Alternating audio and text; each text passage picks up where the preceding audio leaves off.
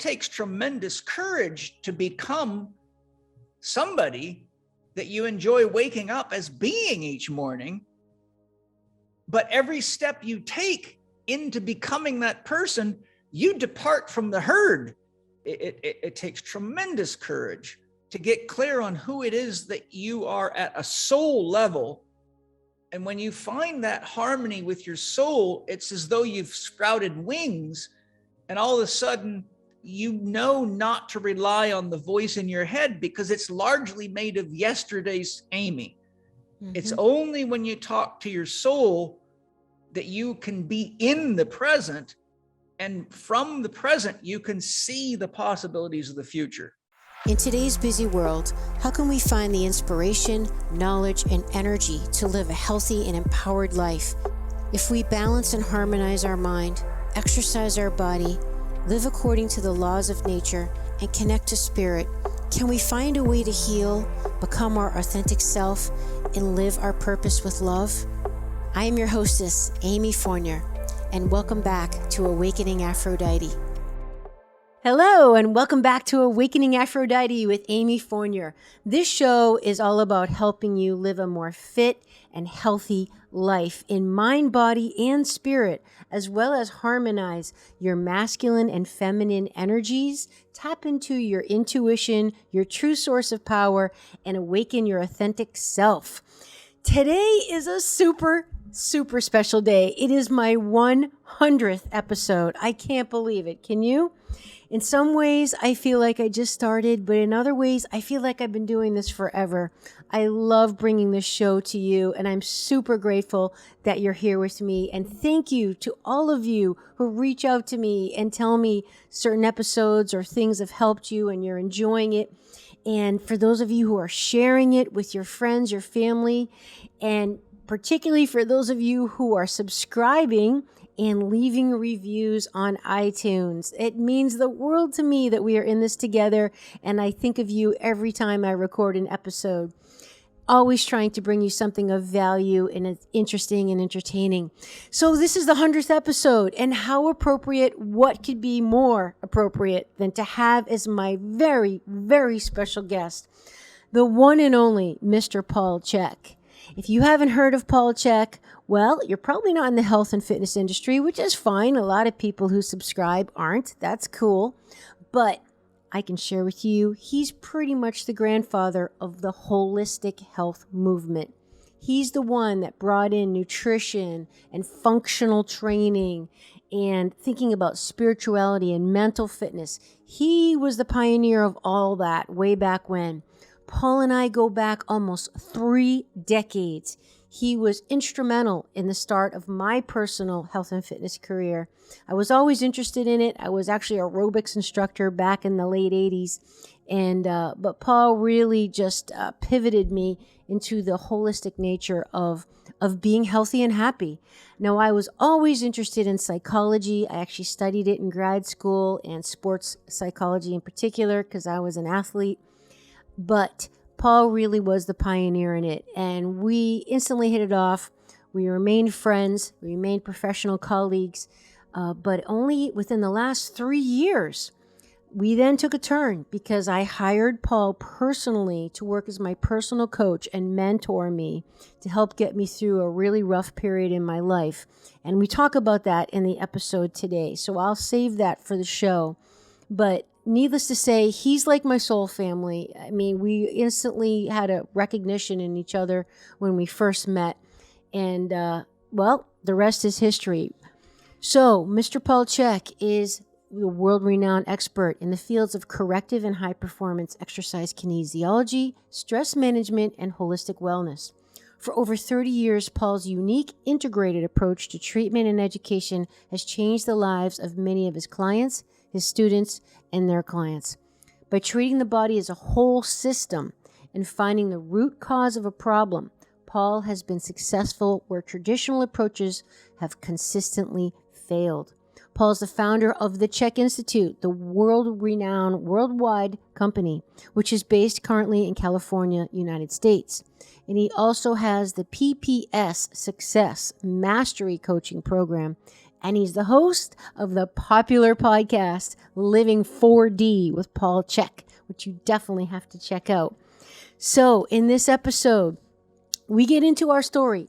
Like I said, how Paul and I first met, the history of our relationship, and Paul goes right into sharing with us his expertise in so many areas, like connecting with your soul, how we do it, what intention is and why it's so important, how what's typical is not necessarily normal or the way things should be. Paul explains the MENS principle, MENS, what it is and why you need to understand it.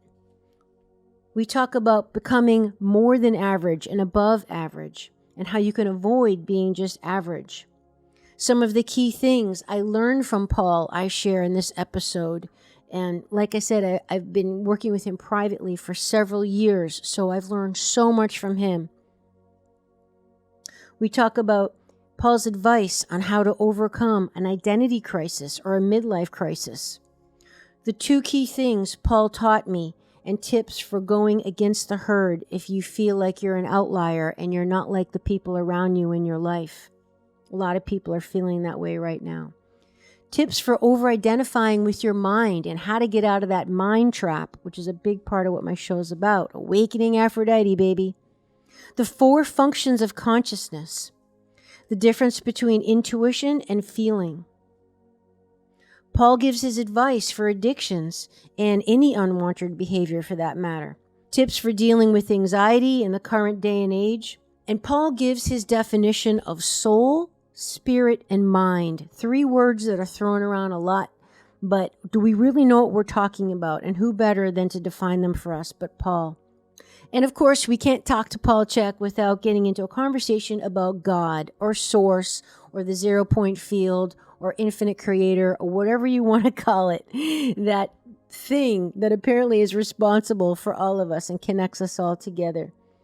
And Paul talks about why he uses art therapy in his therapy work with clients and students, and why he got me particularly into painting. And you definitely want to check out my YouTube channel because I show some personal examples of artwork that Paul did just for me in our work together. So definitely go hit up Awakening Aphrodite podcast, FitAmyTV on YouTube so you can see the beautiful artwork that Paul has made for me. He is definitely an amazing artist. So that's Awakening Aphrodite podcast, FitAmyTV. I also share a lot of it, by the way, on my social media, which is FitAmyTV. I share a lot of the artwork that both Paul does and that I do there. So you might want to check that out too. And then we talk about my personal myth, one of the things that Paul and I unearthed in our work together. And I asked Paul, what does Awakening Aphrodite mean to you? And he gives advice to both men and women on how they can awaken her. And finally, I asked Paul, what is your dream, Paul Chek? You're big on helping people get clear on their dreams so they have a North Star. But what's your dream? Paul gives a great answer.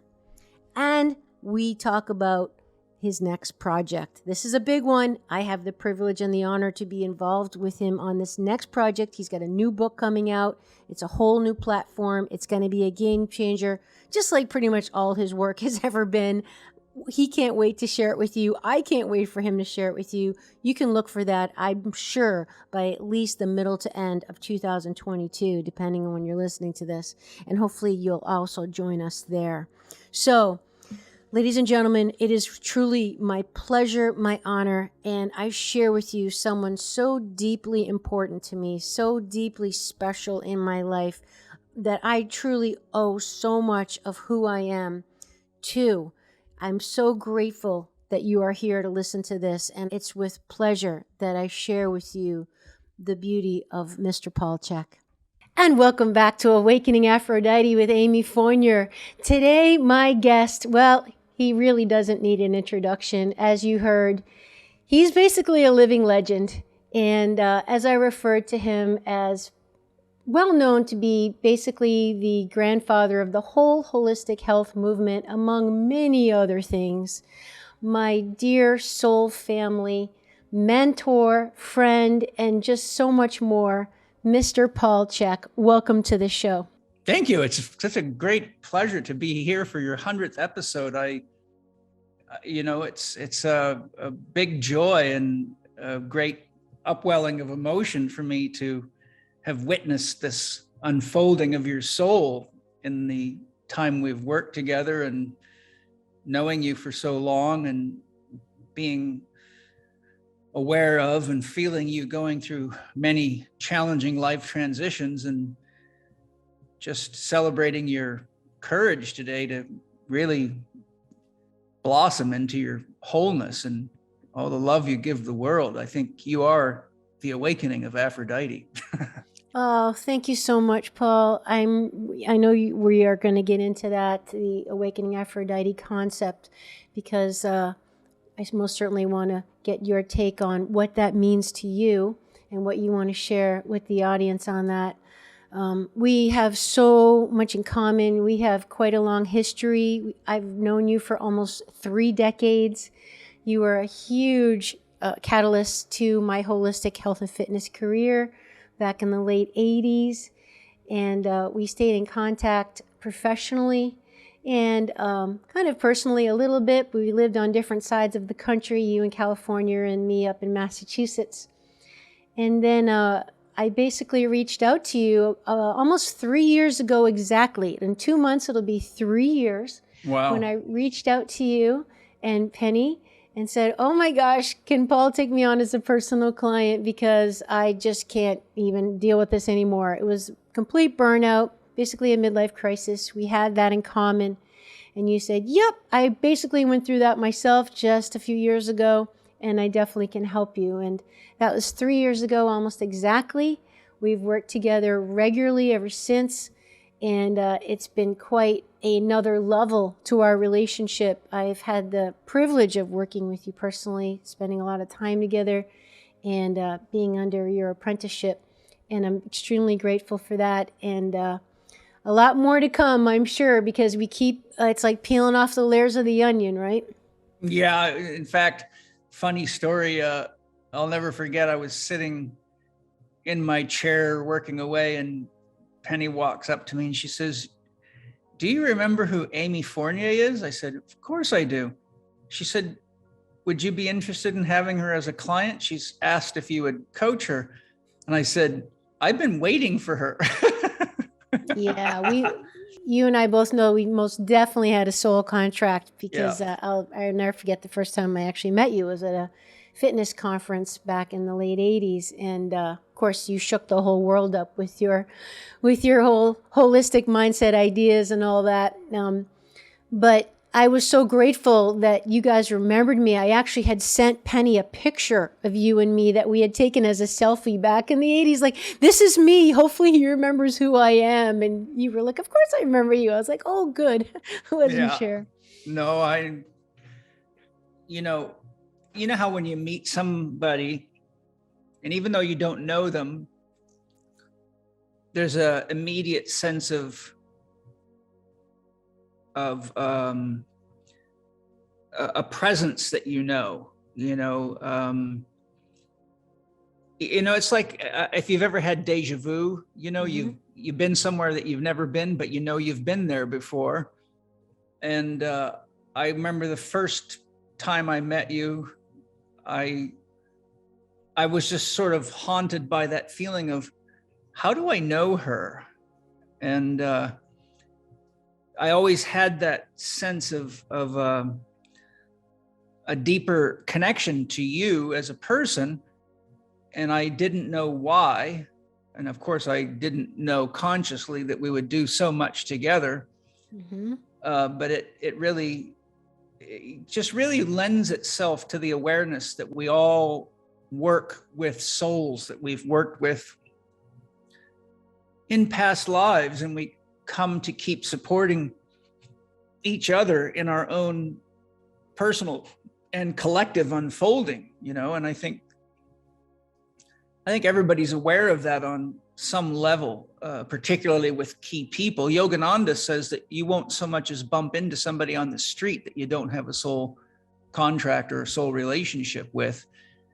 And so I think if you look at the concept of 6 degrees of separation, which for those listening, if you don't know it, it says you're only 6 people from anybody in the world. If you actually make an intelligent effort to reach anybody, even people you think are out of reach, be it a famous movie star or whatever, that technically it shouldn't take you more than 6 people to get to that person. So when you realize that there's only 6 degrees of separation between any of us, then ultimately, if you consider the size of anyone's soul group, which could be from 30 to, a couple of hundred people,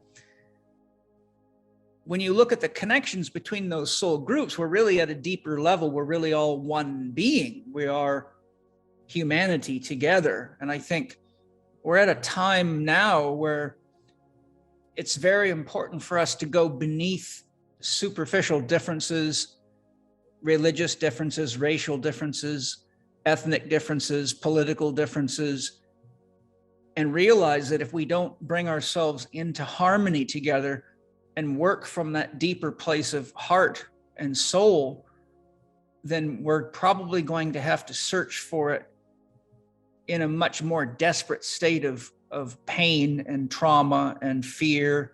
And that's never a good environment to find your soul, because as you know very well from all the work we've done together, it takes quite a bit of practice to still your own ego's activities or the conscious mind to drop down deep enough into yourself or into your heart to actually hear the communications that are moving between not only each of us, but ourselves and nature and ourselves and literally the whole universe. But most particularly, many people feel, for example, something deeper than the light of the sun. They go out and lay in the sun, they love it, but they feel something deeper. Or they see the moon at night and they feel something deeper. And that something deeper is the something deeper in all of us. But because human relationships can be complex and challenging, I think a lot of people feel it naturally in relationship to the sun or the moon because there's no IOUs involved. Yes, totally agree. And, I think what's interesting too about our story is how, we go back almost 30 years. Yeah. And a lot of time and space and obviously events and life and relationships happen in between where we are right now. But I think everybody on the planet has probably felt that soul connection or, like you said, the deja vu, that familiarity with somebody. And if it doesn't blossom immediately into some kind of significant relationship, it doesn't mean it never will. Like we kind of came full circle. And it was all a timing thing. And now, here we are very much in each other's lives and, working together and all that. So I think that's kind of heartening for people to not dismiss those feelings you're getting inside, because Great Spirit doesn't work in linear time. No. Just what's the now is different to Great Spirit than what it is to humans, right? Yeah, I mean, Great Spirit, I understand your perspective for sure. I mean, I think Great Spirit works in every aspect of time because Great Spirit is all that. I think that the structure of our brain has to produce the concept of linear time. Otherwise, everything would be happening all at once. Like I could not be enjoying this relationship with you if my mind was simultaneously in the future and the past, because I would be flooded with images and experiences with such a great intensity. It would be a very schizophrenic experience. So I think that Great Spirit creates this illusion of linear time so that it can actually experience potentials in the moment and really have a chance to digest, engage, and experience love and be conscious of its own growth and awareness. It's because Great Spirit or God or Source is infinite with infinite processing power. I mean, the only way to kind of create an analogy of that is imagine if your mind had infinite processing power. Like, we think it's cool when our iPhone jumps up 30% in processing power and videos download real quick. But we're talking about, maybe a certain number of gigabytes a second, maybe 5, 6, 7 gigabytes a second, if even on a really fast phone. But a gigabyte compared to infinity is like a drop of water compared to an infinite ocean. So we have this sort of human limitation on our concept of what source is, because you can't get past the chopping up that the mind has to do. The mind looks at a film strip one frame at a time, but God's the whole film strip at once. So in order to conceive God, you'd have to actually digest the entire film at one time, which would be millions of images. Imagine, like a 3-hour movie like The Matrix or something like that, all coming into your mind simultaneously. Yet what we call God or source is processing the entirety of existence in every single now. So when you realize that we are that having an experience which has to be had in a linear time sequence so that we can remember what we've done, so that we know what worked and what didn't work, which helps us love more fully if we're paying attention. And that from the moment inspires us into what we're capable of creating in each successive moment, or what we would call the future. And I think it's important for us all to know that the future contains our wholeness, and it's what in quantum physics is called a strange attractor. And this, as you know from our work together, is why having a dream for yourself or setting a realistically achievable goal is so important, because when you set that goal or have that dream, you've already tapped into that potential and you've put energy into it and conscious awareness into it. And this is why I let people know the word intention is a very important word, because source or God is all potentials at once. But once you have an intention, you actually put spirit or potential in tension. So you begin to draw yourself toward your stated dream goal or North Star. And there's actually a future you living in potential, speaking to you about what choices to make, what relationships to keep, or what relationships to let go of, or what ways to manage yourself, or how to use your money, or whatever. And it's drawing us forward. But if we stay stuck in the chatter of the mind or in the habit patterns of the past, then we sort of live out of our fossilized self. And as Einstein said, you can't create something new you can't solve a problem with the same thinking that created it, but we're habitually oriented toward the past. I think realizing that we are actually living in the future, but having the spiritual awareness that if we don't carefully reflect on what we've created in the past, then we will project that into the future. And I think at this time in the world, that's a very, very dangerous concept. We cannot keep making the same mistakes personally or collectively that we have, because the world cannot house if the world is looked at as a schoolyard for souls, then we're destroying the school. And part of our initiation into spiritual self-realization and adulthood is taking responsibility for the choices we're making. And since God is unconditional love, the answer is always yes. If you want to destroy the planet, yes. If you want to be healthy, yes. If you want to grow, yes. If you want to destroy each other through wars, and if you want to turn yourself over to tyranny, yes, we've done that. We can do it again. We've done it many times, but why not create something more beautiful together? And I think,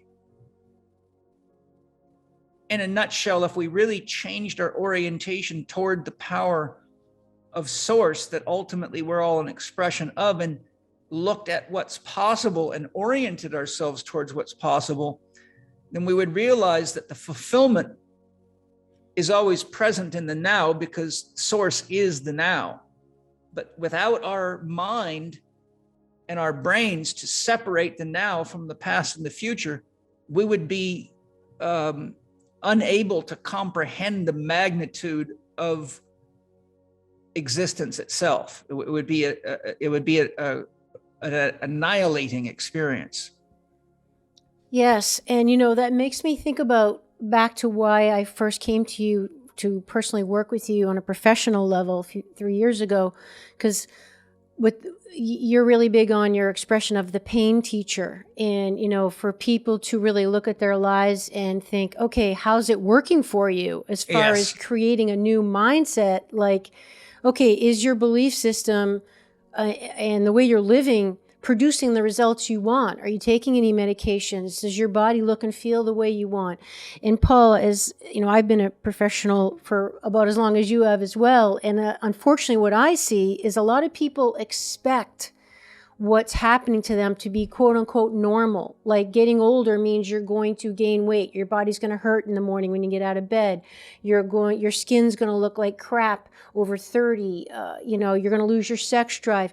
They expect this kind of stuff to happen because they're looking around for the people around their lives and the culture they're in, and they're seeing this all around them mirrored back, so they think it's normal. And I always say, it might be typical, but it's actually not normal. And so a big part of it is to realize it doesn't have to be that way, number one, and that the pain you're in is an indication that something needs to change. And for me personally, back to what I was saying, is I had to get in enough pain 3 years ago that I was willing to do anything to change. Like thought I was doing everything right. Like a lot of people who hit that phase of their life of like, oh my God, like my life is just not working. I didn't want to commit suicide. I didn't want to be that dramatic, but I basically didn't want to live anymore. I couldn't do it. I didn't have the time or energy. And I was like, what am I doing wrong?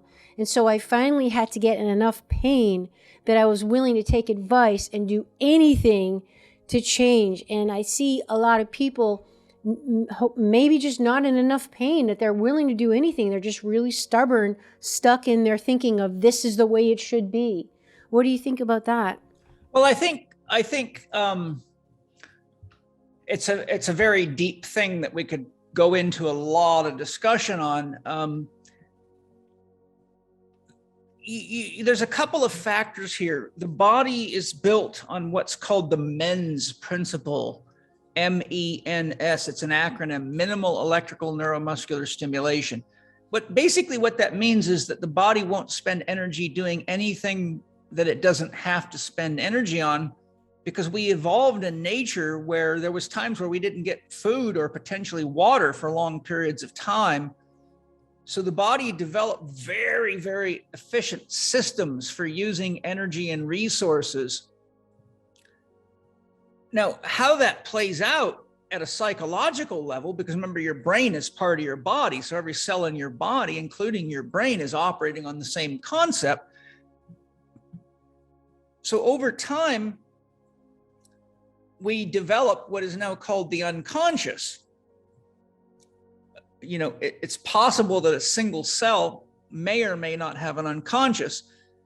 Some would say that it's all unconscious, which would be a debatable issue. But the reality of it is that, if you think of when you first learned to tie a shoe, you had to really focus to get those strings to go the right way and pull them just right so the knot didn't fall apart. And whenever your brain's cognitively engaged, research shows it uses about 80% of the available blood sugar at any given moment in time in your body, which is a huge vacuum of energy. Your brain's only something like 1/20th of your body weight on average. I think, the brain weighs about 3 pounds, but it's using 80% of the blood sugar in your body at any given moment if you're cognitively engaged. So when you're learning to tie the shoe, there's a huge vacuum for energy and resources from the bloodstream into the brain. So what over time, how the biology evolved is it began to relegate this information, every time you tied the shoe, more and more of that information went out of your brain down into the spinal cord. And an analogy for this, which is factual, is if you ever have cut the head off of a chicken, like I grew up on a farm where we slaughtered our own chickens, you take a chicken, you chop its head off. If you let it go, it'll run right across the yard. So you got to say, well, how does the chicken know how to run without a head? Well, because the chicken relegated the act of running to its unconscious. And so the information is stored in the spinal cord and the brainstem, and the actual spinal segments are each like little miniature brains. And all that information is down there, but we can't keep consciously thinking about how to tie the shoe, because think about driving a car. If you had to focus on how to drive the car, you would never actually be able to focus on what's happening around you, which is why it's dangerous to teach a 16-year-old to drive a car, because they're so fully engaged in the clutch, the brake, the gear shift, the turn signals, the traffic lights, that they hardly have time to process any of the environmental information. So mom, dad, or the driver's education teacher is actually watching for what they are not likely to see. So our nervous system is designed to put information at a lower level, which is what's called the unconscious, as you know. But the problem with the unconscious is it runs these programs on a loop automatically. So as soon as you think I got to tie my shoe, it runs the tie the shoe program. Or if you know how to lift weights, it'll say, oh, you're going to do the squat. So it'll run the squat program. And meanwhile, you're listening to a podcast while you're squatting, not even thinking about it, because it's freed up all that resource so that you can actually listen to your podcast. Because if you had to focus on your technique at every point in the squat, you'd have no bandwidth for anything else. So at a collective level, what happens is, if we're not aware of the process that's happening, is as we get more and more habituated through programming and through false marketing and corporate manipulation of people's mindsets, you know, like my grandfather used to believe Cheerios was the best food you could eat. I mean, he prided himself on Cheerios and thought it was great stuff. But lo and behold, he died of Alzheimer's disease. And later research came out showing that Cheerios has some of the highest content of glyphosate in the world. Great. That was my favorite food as a kid, that and hamburgers. Yeah. So you see, and so if you're eating corporately raised meat, you're eating a lot of toxins. But you see, so what happens is we get this programming, and someone tells my grandfather 2 or 3 times on a television that Cheerios is good for you. And even though he's a highly intelligent guy, it's now in his unconscious. So he doesn't think he needs to think about that anymore. And if you say, Grandpa, those Cheerios aren't that good for you, he still believes it.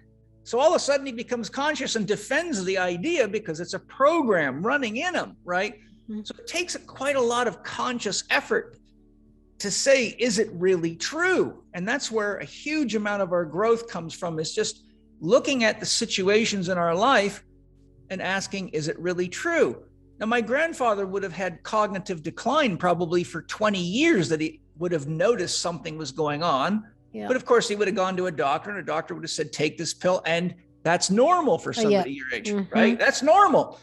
Yeah. So ultimately, what I'm saying is that because the biology operates on this minimal electrical neuromuscular stimulation principle, and it's always trying to conserve energy, and thinking is one of the most energy consumptive things we can do, that the problem is that we stay unconscious and we keep using yesterday's ideas that are relegated to the unconscious, that run like loop tapes or reflexes, when as the environment's changing, even our own environment, like, you know, you really have to work at becoming an obese person.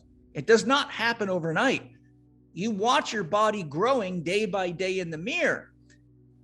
And so you're at the point now where you look out the window and you see overweight, unhealthy, obese people all over the place. And people now think that's normal, but that took generation after generation to grow.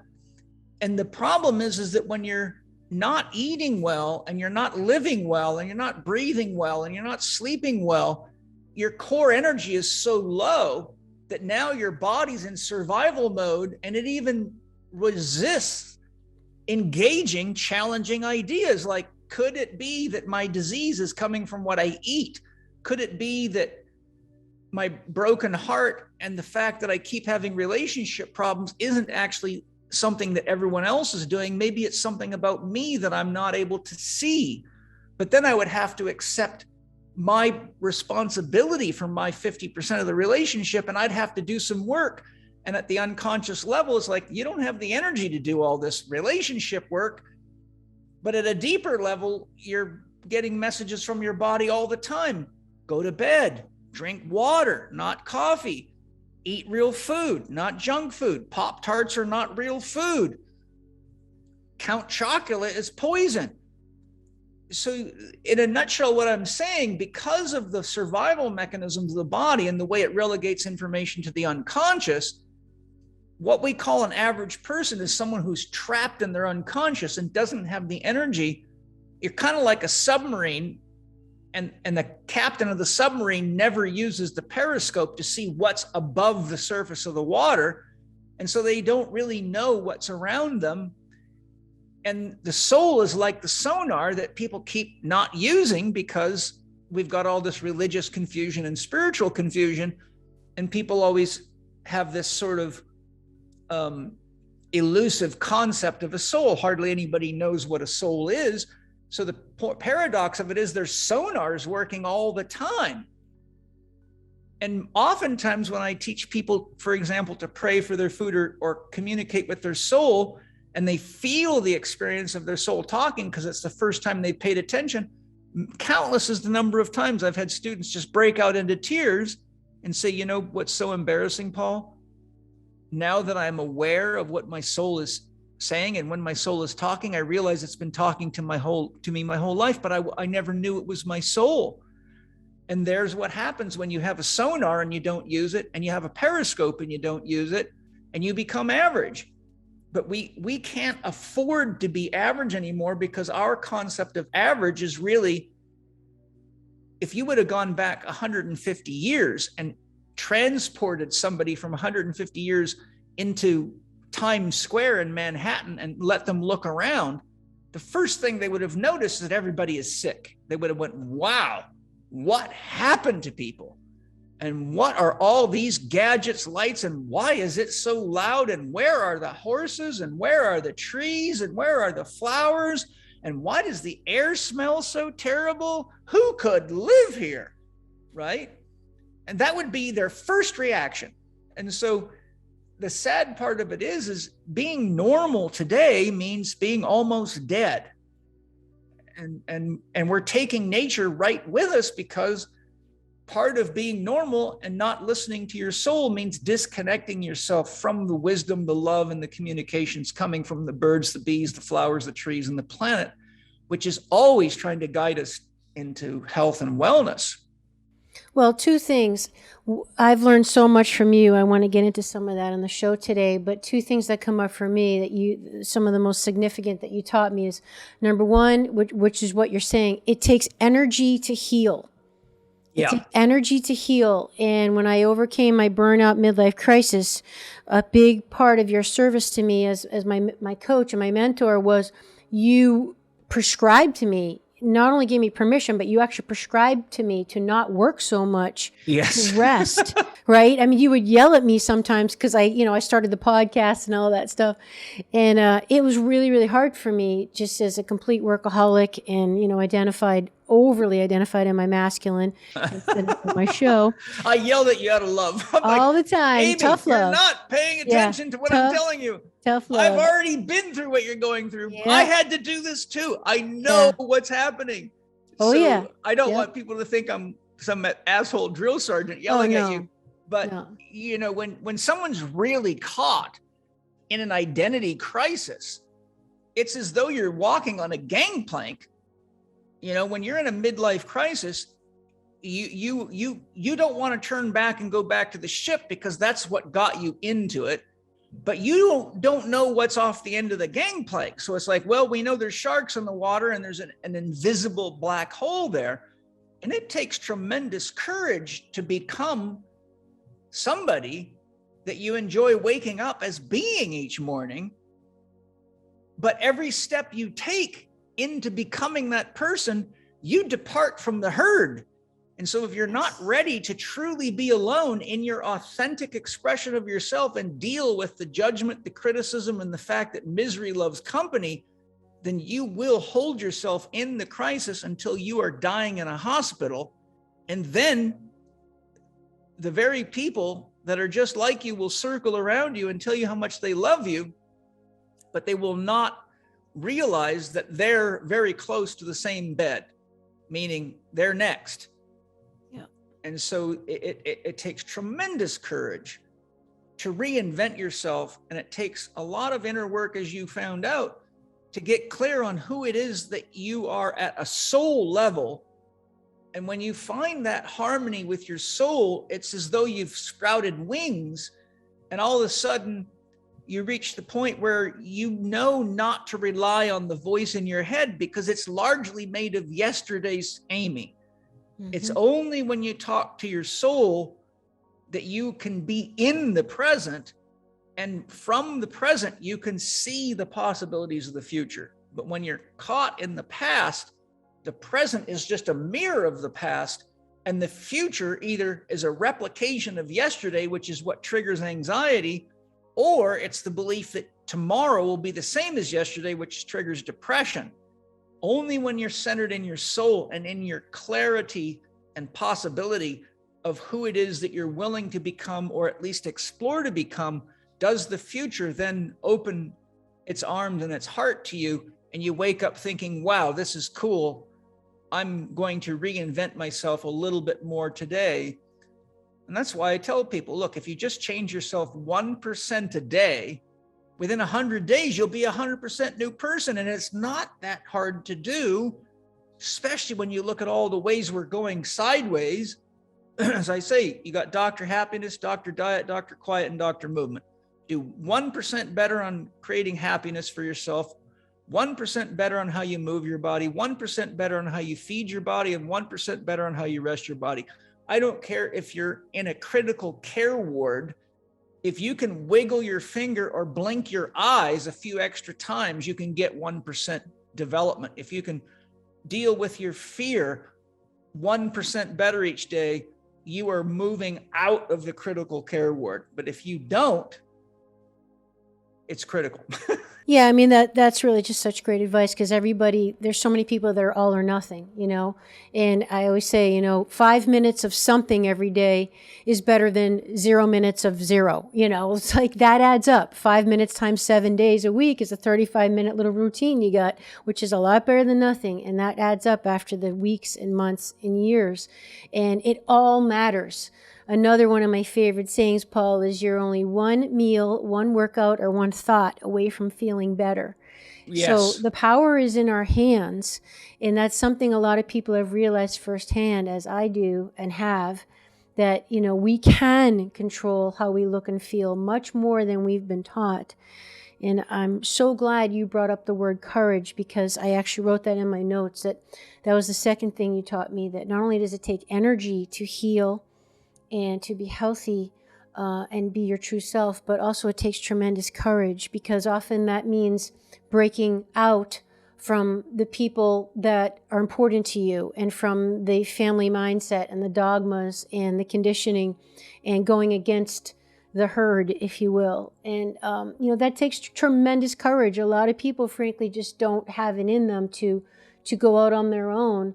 But what happens is that, you're selling your soul a little bit every day. Yeah. And you will find your own, you will eventually find your own. But that's something that was instrumental in your work with me, was helping me, and a woman who was over masculinized in my mindset. I was over identified with my mind and lived the whole first half of my life overriding my body and basically cut off from my feelings. One of the primary things you taught me back at the Heaven House, our very first session together, that 5 days we first started work, was the 4 functions of consciousness. Yes. Because as many women are nowadays, especially that are in, entrepreneurs or in the work world or ambitious and just high achievers, type A or whatever you want to call us, we are over-identified with the mind at the expense of the feeling body.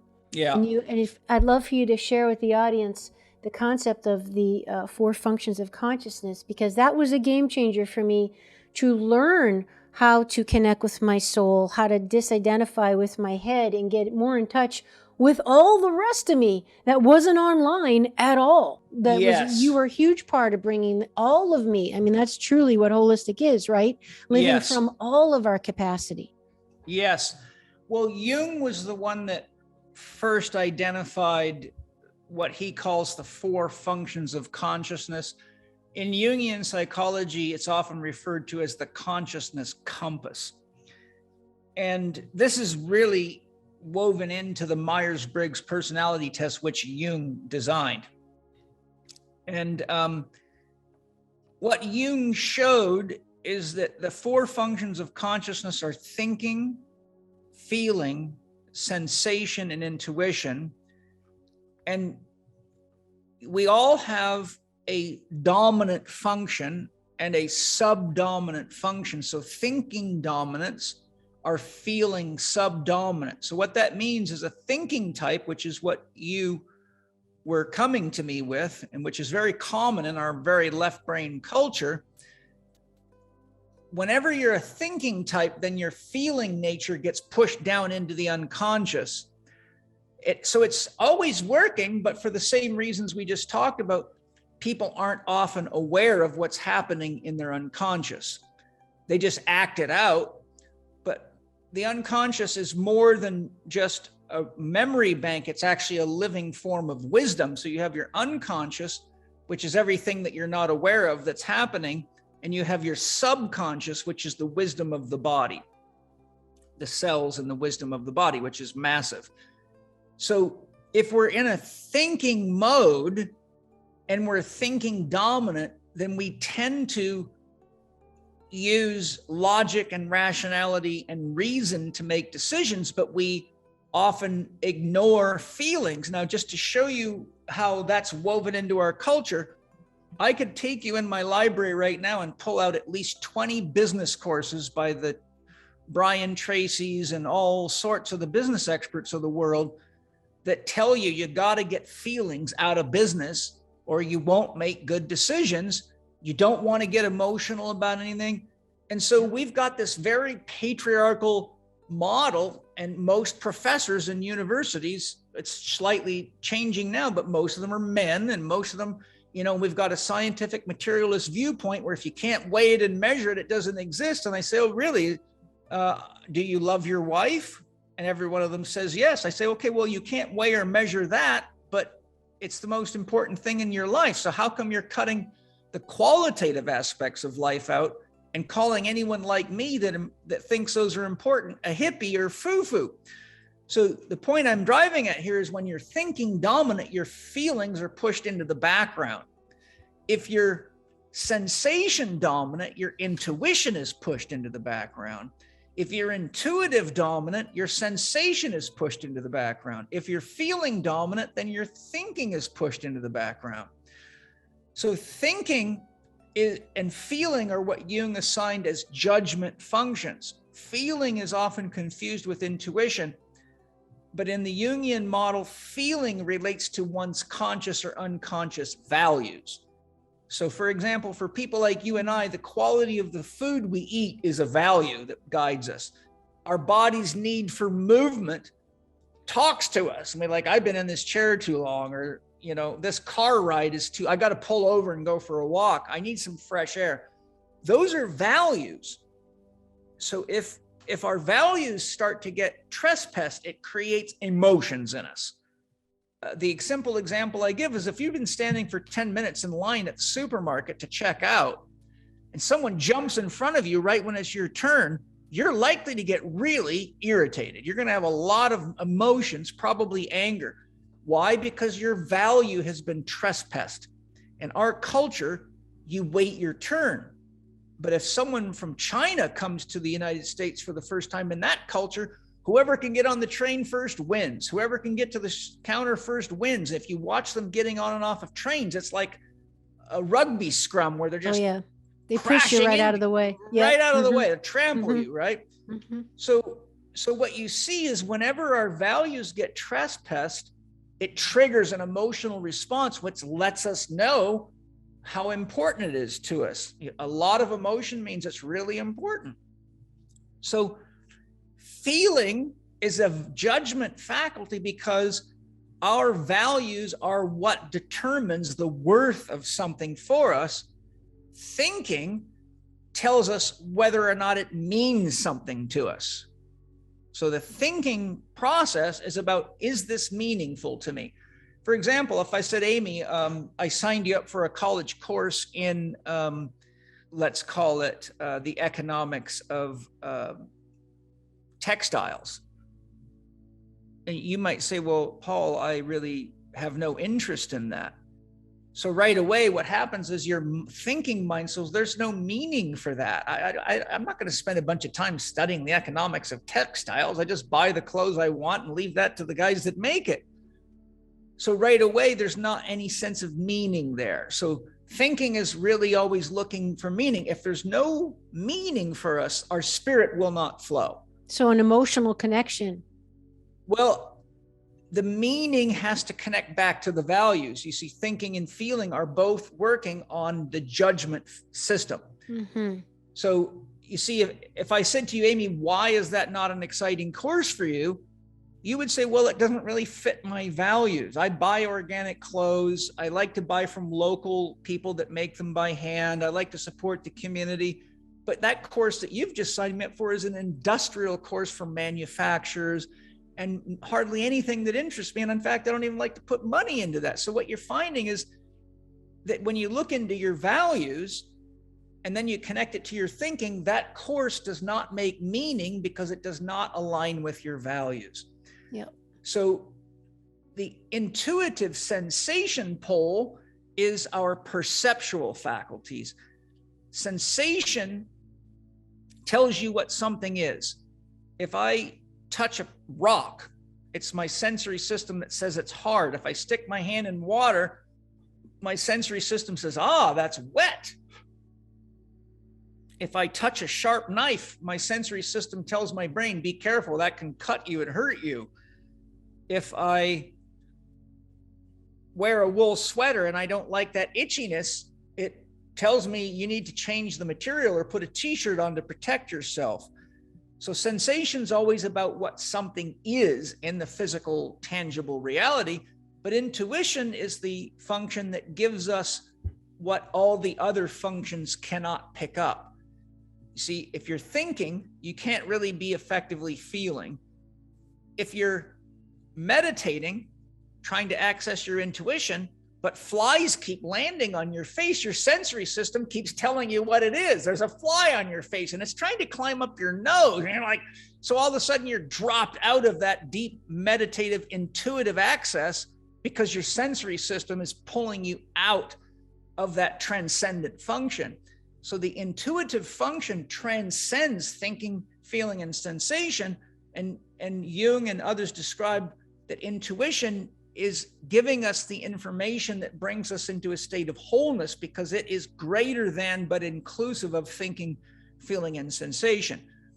So if you're fully in a state of intuition, I'll give you an example. The famous philosopher Hindu sage Shankara was once in a debate with a student of his wife. And I don't remember specifically what the debate was. It's in the book called The Crest Jewel of Discrimination by Shankara. But the debate was very intense. And even Shankara, who is an amazing philosopher sage, this woman pushed him right to the edge of himself in this debate. So he said to her, I'm going to have to go into meditation to get the answer to the question you're posing me. And he said, I might be gone for a few days. I need you to take care of my body and just protect it. Because he was going so deep into intuition, he completely and utterly left his body behind. And, Wow. and many great sages can do this. So her job was to make sure that, he could come back to a body that didn't have, insect bites or anything terrible. And so the point I'm driving at here is, here you got a sage who goes so far into intuition, he's completely disconnected from sensation, because he knows that to get to the depth of source or spirit, to get an answer to a question that deep, which she pushed him to his limit, he had to go talk to God. And to do that, he had to leave his body completely behind, or he would always be distracted by the sensations, the sounds of the people walking by, the smells of food. And he was gone for, if I remember right, 4 days before he came back into his body. So the key point is if you're to access intuition fully, you have to disconnect from sensation. To fully be present with your sensations, you cannot be intuiting what's going to happen in the world in 5 years, because you will be leaving your sensory function to do that. So what Jung showed is these things work as functional antagonists, just like yin and yang. They're complementary opposites. But what I was teaching you, and what I have to teach so many people, is that if we become overly thinking dominant, then we tend to ignore our feelings, because we're too trapped in this process of trying to make meaning through rational and logical means. And thinking's very masculine. Feelings are very feminine, and emotions are feminine. If we're very thinking oriented, we also tend to fall into the trap of being sensory oriented. So people that are very thinking oriented will oftentimes lend themselves towards sensation, because it's easier to think about something that you can hold and look at, for example. Like, this is the difference between reading a book and looking at a computer screen. I like to hold a book because I have a sensation of the author through holding the book. I have a connection to the author. Now, that's, a lot of people would think I'm old-fashioned for that. I'm the same. Yes. So ultimately, what Jung taught us is that to really achieve our potential as a human being, we must bring these 4 functions into balance, because to the degree your thinking and feeling are out of balance, your faculty for effective judgment is disabled. And to the degree that you're caught in sensation with a lack of intuition, your perception is limited.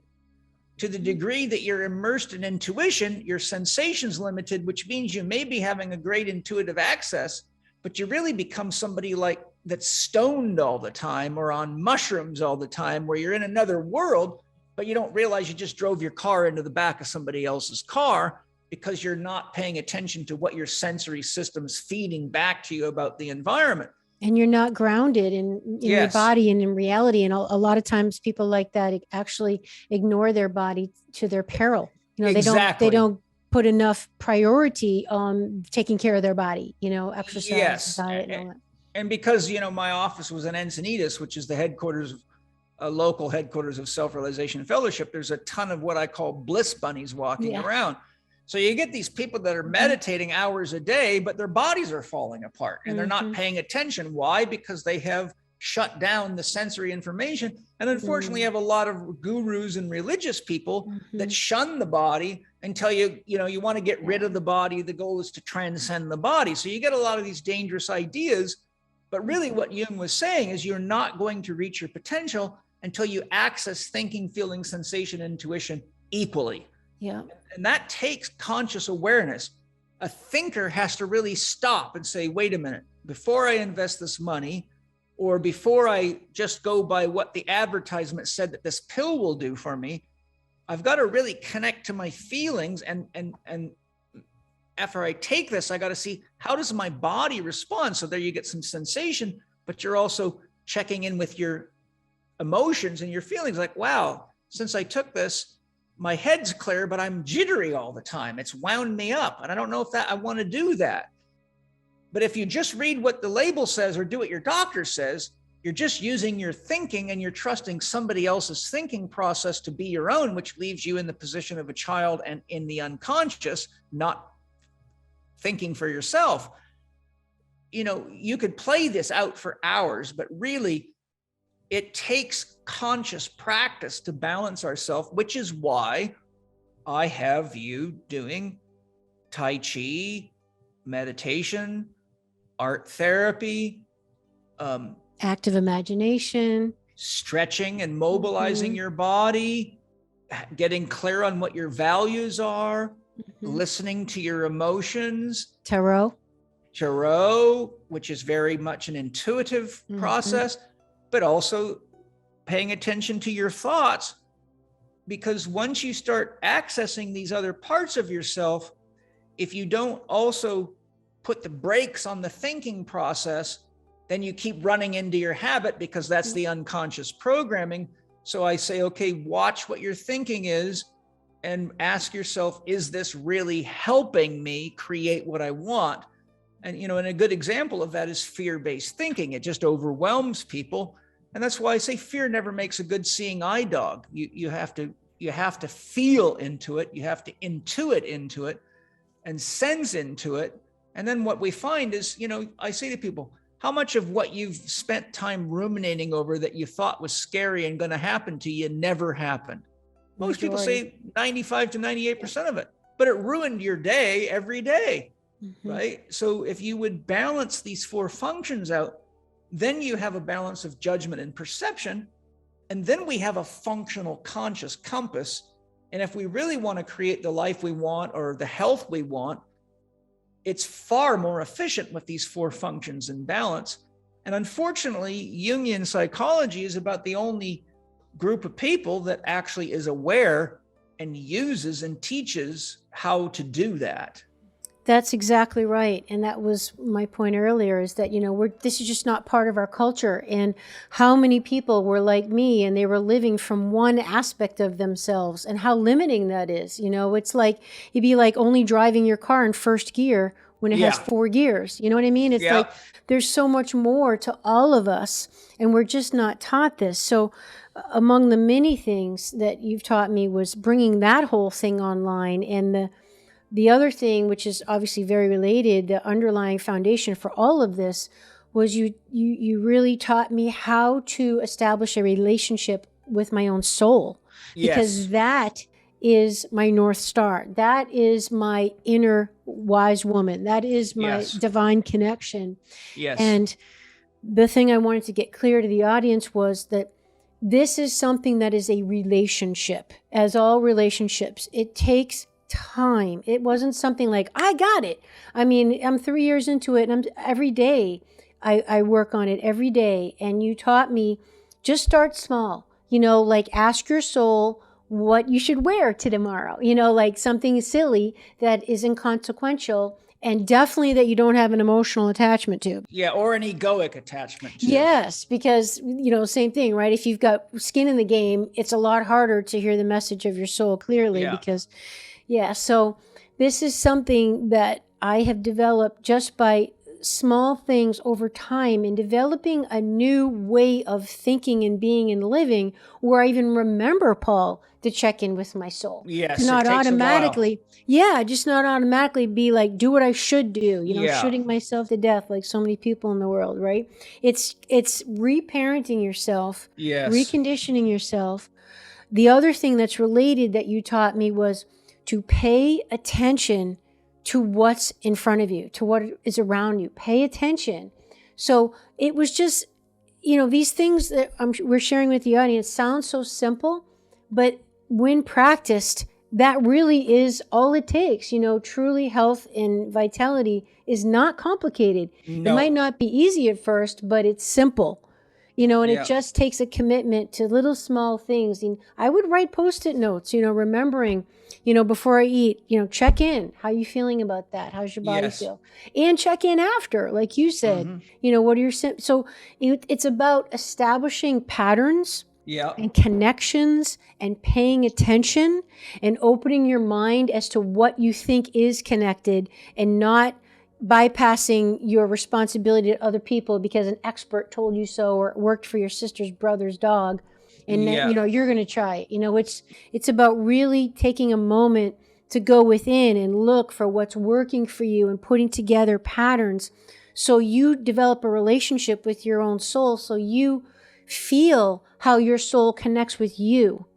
And then that's when things really get dialed in. Yes, there's something that came up as you were speaking that I think is important to share, and that is that thinking correlates to spirit. Spirit is the flow of energy and information. So when we're thinking, it's a flow of information. Otherwise there would be no thought there. And that's an active process. So when, this is why I said when you're cognitively engaged, you're absorbing huge amounts of energy from your body through the blood. So it's an active process. But connecting to your soul is a passive process. It's listening. Talking to your soul is a listening process, and we have lost our deep listening skills.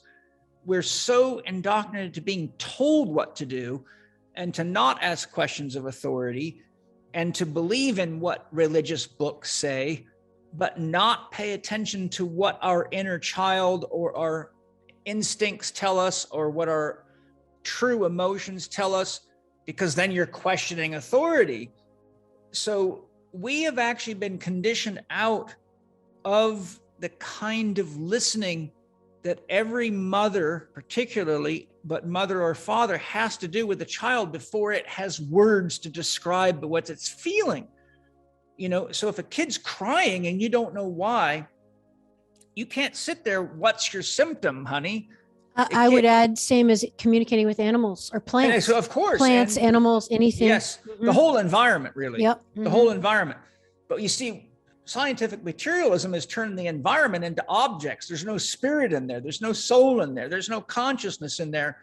So they've not only turned it into objects, but they've made you a weirdo for actually being aware that your flowers are saying, I need some water or I need some fertilizer. A good gardener does this intuitively and naturally and doesn't even think about it because they've learned that's what nurtures life.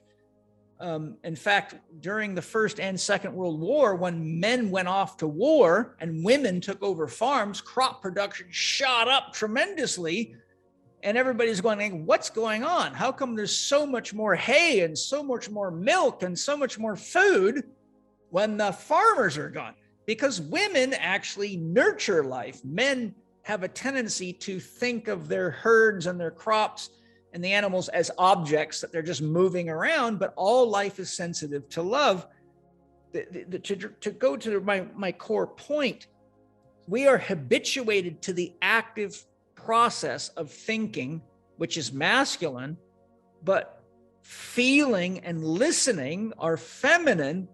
And in a matriarchal dominant, priest dominant, doctor dominant, scientist dominant culture, they're all about weighing and measuring, which is a thinking process. Patriarchal. Did I say, patriarchal dominant? Yes, it's a masculine dominated, it's all left brain dominant. But for a mother to connect to her child, she has to access her right brain because that's the brain of wholeness, and it brings the whole experience of the child inside of her. When you relate to your dog, you bring the dog inside of you. Your dog's not just a four-legged thing that you can just throw away and replace with another one at the store like a kid's toy. So part of the transition that we all have to go through to become whole, which is critical for the survival of the planet, is we've got the opportunity now to say, okay, I've really got to learn to listen. I've got to learn to listen to my inner voice. I've got to learn to listen to my instincts, because we're blessed with instincts, the instinct to breathe, the instinct to pee, the instinct to poop, the instinct to procreate, the instinct to move, sleep, the instinct to sleep and rest, the instinct for creativity, where that's an instinct, right? In nature, we can't keep doing things that don't work or we're going to die. We've got to reinvent tools to make them better. We've got to find new pathways to water, new ways to hunt animals. So Jung clearly identified creativity as an instinct and the instinct to love. Now, if you look at how many people are not listening to those instincts and how dangerous that is to their physical, emotional, mental, and spiritual connection and survival, we have relegated our instincts out to things like biohacking and what's written on labels and what someone else is telling us. Devices. Mm-hmm. So if we don't come back in, and this is why meditation of any type is so important, because it brings you into an experience of what's happening inside of you. So it's listening to what your heart's saying. It's listening to what your body's saying. It's listening to what your digestion's saying. It's listening to what your sex urge is. I mean, is it in balance or out of balance? Am I becoming a sex addict and turning my partner into an object? Or am I actually engaging my instinct for love and connection versus masturbating with someone else's body because there's something I'm needing, like love and connection, that I'm misrepresenting as the need for more sex or more food? Yeah. You see, when we really listen carefully and say, is it food that I'm hungry for? Or is it that I miss having time to be with myself because I work too much? Yeah. See, I think you just hit the nail on the head there, Paul, is, the self-medicating. But from what I found in my experience professionally, people do that, Paul, because they don't know how else to get the need met. Like they just kind of get trapped. Like, okay, yes, I'm emotionally eating right now because I'm super lonely, and but I'm drinking too much, or pick it, over shopping, whatever, overworking, anything, because they don't know how else to meet that need and to medicate that pain. So, what would your advice be for that type of person, which I feel is so common? I know I've done that myself many times. Well, I think there's a simple answer and there's a complicated answer. The complicated answer is do what somebody else is telling you to do all the time. Mm-hmm. The simple answer is sleep when you're tired, eat when you're hungry, and eat what you know to be real food. So you're satisfied. Move your body when it needs movement and quit making excuses. And take time each day to do things that create joy for you, so that you're not just constantly on a hamster wheel chasing money all the time. And say I love you when you feel the urge to say I love you. Let people love you when they want to love you. But the point I'm driving at is, you see, what we've got to do is slow down enough and get out of the habit of keep telling ourselves, I have to, which is the words of a child, and start using the words I choose to, which are the words of an adult, and choose to take responsibility. And for me, I've always found my body to be such a miracle. It's like, wow, this thing is so complicated. I mean, I have studied the body for 38 years, and it's just an endless study. Now we're getting into quantum biology. And, when you realize, for example, that when you add up the amount of voltage in each cell in the human body, we produce trillions of volts. I mean, we've got many times more energy in our own body than there is in a massive bolt of lightning. But It's just so well managed in all these microcircuitries. We're producing photons with constant interactions with the cells. I mean, I could go into the mysteries of the body. And they're all going on simultaneously at the same moment. Just to put it into perspective, current research shows that we have 30 billion biochemical reactions a second in our body. And that's all being managed by your subconscious. Now, we think we're smart with our conscious mind. And as Nassim Haramein said, we've got it backwards. The unconscious should be considered the conscious, because it actually controls everything that we could never manage. And our mind that we think is conscious, which is really stupid in comparison, should be called the unconscious. It's a slave to the unconscious. Very much so. The unconscious is running the show.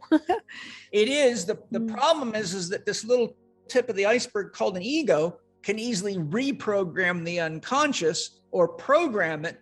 Reprogramming's not the easy part. Tying the shoe 5 times to learn it, or riding the bike's the easy part. But unlearning bad habits takes Yeah. focus and it takes commitment. Yeah. Because once the body gets that efficient pathway, it really thinks it's helping you survive. So it takes a fair bit of energy to rebuild new neural pathways. And this is where Hebb's law is so important. Neurons that fire together wire together. So once we've created a neural network to support a habit that we know no longer serves us, but it's in our unconscious, it becomes very efficient.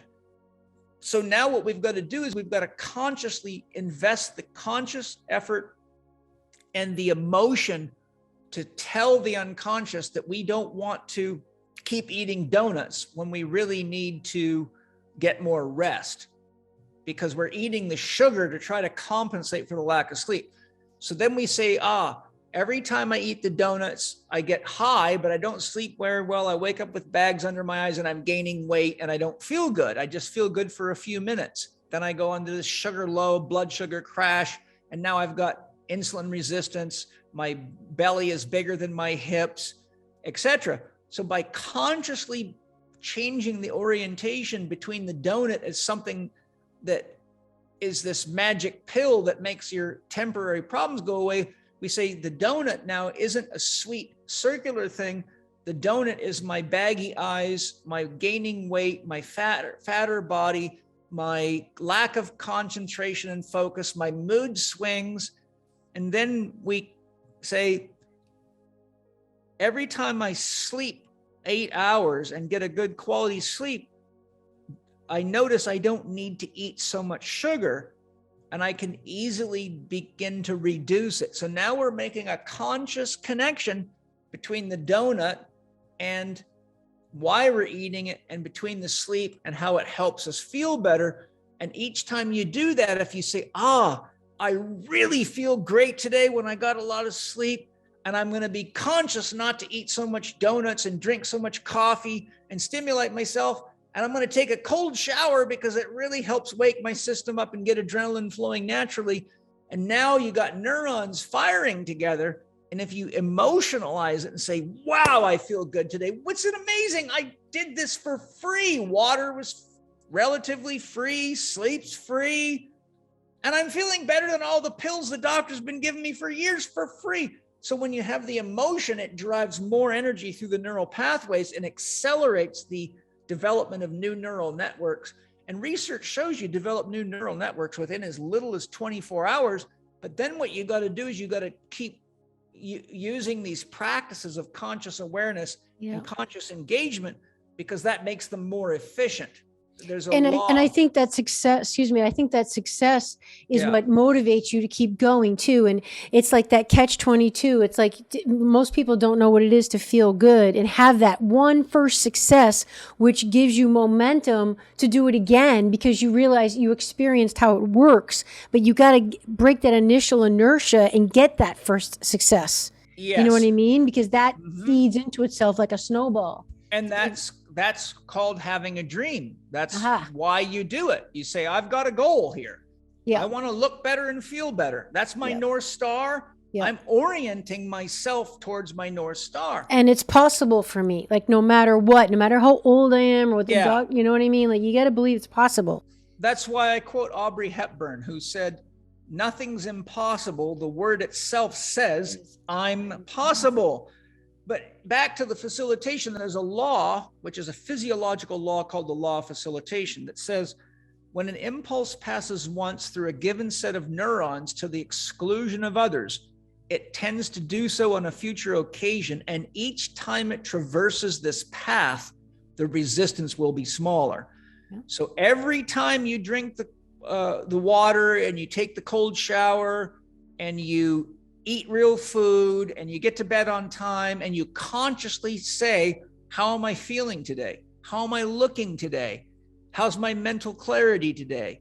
And you say, it's better. Wow. You are then acknowledging that pathway. And if you say, wow, let's celebrate that, then you're emotionalizing it, which increases the energy going through the pathway. So you start firing and wiring together and facilitating. And you get to the tipping point where the new habit now is more efficient than the old habit. And that's when your unconscious loses control and it lets go of the old habit and it reprograms the new habit in. And so that's where we see the stages of learning. First, we're unconscious and incompetent.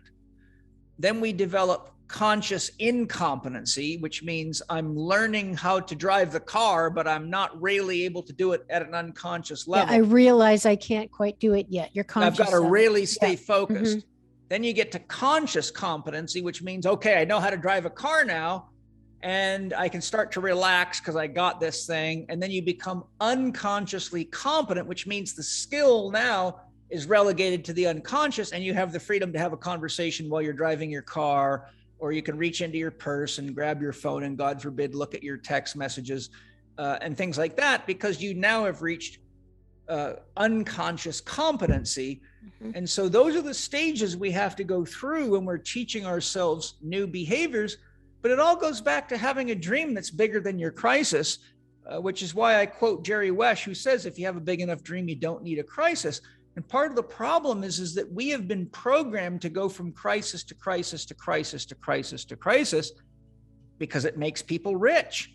And all you got to do is look at what's going on with this pandemic. I mean, they've just done their very best to keep everybody in constant crisis mode so that they can push your consciousness down into, see, the more stressed a person is, the more they revert in their conscious development. So put simply, you can push someone from an adult level of awareness into childish dependence upon authority by just putting them under stress. Yeah. You know, I was an elite soldier. I was a paratrooper in the 82nd Airborne Division. As you know, I'd been through a lot of intense training, and I immediately recognized what was going on. I'm like, okay, this is brainwashing going on. This is, you know, it's not an easy thing to do, to take a young man off the street and train him to kill a commie for mommy. You got to override your sense of love and connection to life and another human being. So they very strategically have to beat that compassion out of you and program you not to see a human being on the other side of the battlefield, but to see an object that you've got to eliminate and justify it in some way. So when we get stressed enough, we drop down into a lower level of consciousness. The reptilian brain, it literally Yes. changes your brain functioning. When It you're does. in a chronic state of anxiety, your brain operates differently. You turn off the front brain. And the older the programs, the more efficiently they run. Yeah. So when you're in a crisis or a threat and the body has to save energy, it always drops down lower in your programming, because the programs you develop, for example, at age 2 have been running a lot longer than the programs that you developed when you were 35. So it actually paradoxically gives the body the chance to save energy and to try to survive. And it figures if you've been running the program for 30 years, then it must work, because you don't have time to think, feel, sense, and intuit when you're under a real threat.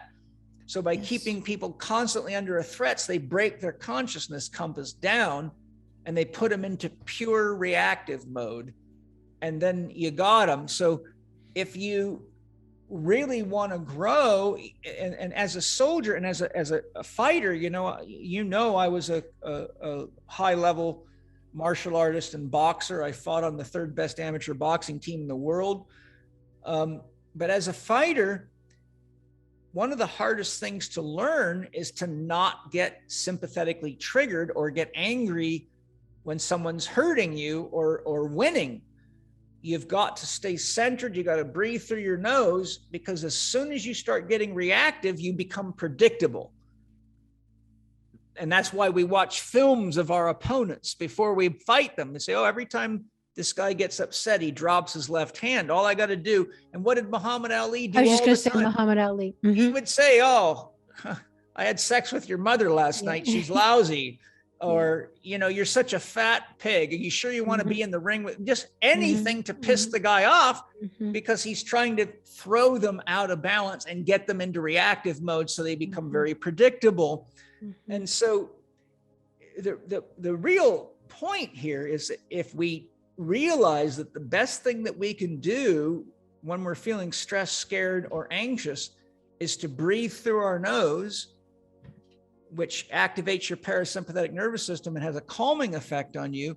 Wiggle your toes, which activates your sciatic nerve root and brings your consciousness down deep into your body so you're grounded in your instincts. Put your bare feet on the earth to ground you electromagnetically, and then just allow yourself to feel what's happening inside of yourself and take time to say, what am I feeling? What makes meaning for me right now? What information am I lacking to really put the pieces of the puzzle together? What is my body telling me? And then what do I intuit is the best thing to do right now when I have all the cards on the table.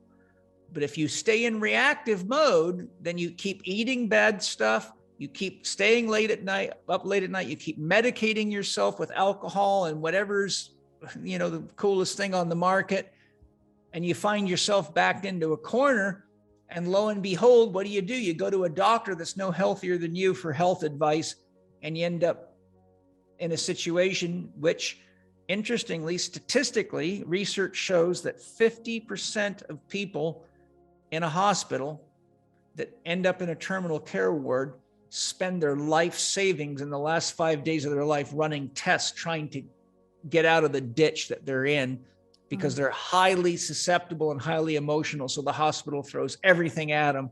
And my wife's father got exactly that. And so you see, if you wait till you're in a corner to learn how to slow down, think, sense, feel, and intuit, you're naked, alone, afraid, and you're vulnerable. And right now in the world, we're very dangerously being pushed into a corner because it's highly profitable for a very few people. And not only that, the same things that's causing trouble on a global level is destroying intimate relationships between husbands, wives, parents and children, educators and students, business owners and customers, because we're all not really connecting to each other. We're acting out fear-based programming, and we're in a rush. And oftentimes the only thing we're thinking about is if we're making money, but money doesn't buy love. I mean, the Beatles warned us about that.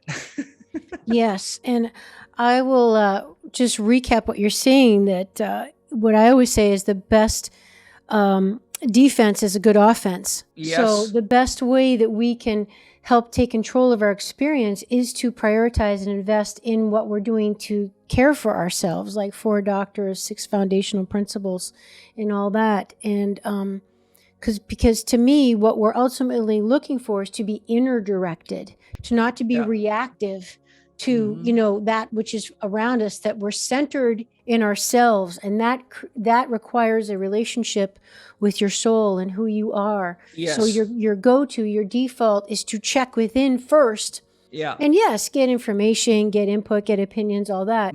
But at the end of the day, you've got to weigh that against your own heart and your own soul. And again, the best defense is a good offense, because we can't think clearly, and we can't feel powerful, and we can't listen, to your point. We can't listen when we're, hungry, exhausted, distracted, and afraid, like you're saying. I mean, just, I know even the more I dial in my health, my lifestyle, my sleep, the smarter I am. Like, I remember stuff better that I'm studying, or I can make a sentence and articulate better. I mean, silly stuff like that, right? Not to mention more patient with my dog, or in traffic, or whatever. So you tell me that that's not real, that your lifestyle isn't extremely important. I mean, come on. There's people living it every day.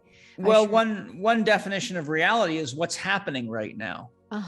Right? Reality. If you're feeling shitty, that's reality. If you're feeling good, that's reality. If you're broke, that's reality. So the only way we can change reality is to change what's happening right now. And that's an inside job.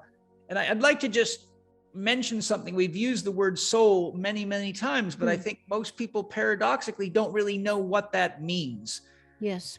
A simple way to define soul is consciousness within. So everything we've been talking about, the unconscious, the subconscious, the conscious, our capacity for thinking, feeling, sensation, intuition. If you take the words thinking, feeling, sensation, intuition, and put them at the north, south, east, west positions of a circle, then the soul is everything inside the circle. It's the soul that's intuiting. It's the soul that's thinking. It's the soul that's feeling. It's the soul that's sensing. Your body is really in your soul, because your soul extends itself out into the environment for the very simple reason that how could your soul live without breathing? And that comes from outside of you. How could your soul have a body to experience life in without drinking water? That comes from outside of you. What does it feel like if you're in a room with no plants and it's very sterile? Your soul feels like you're in a surgical ward, not in a safe, healthy environment.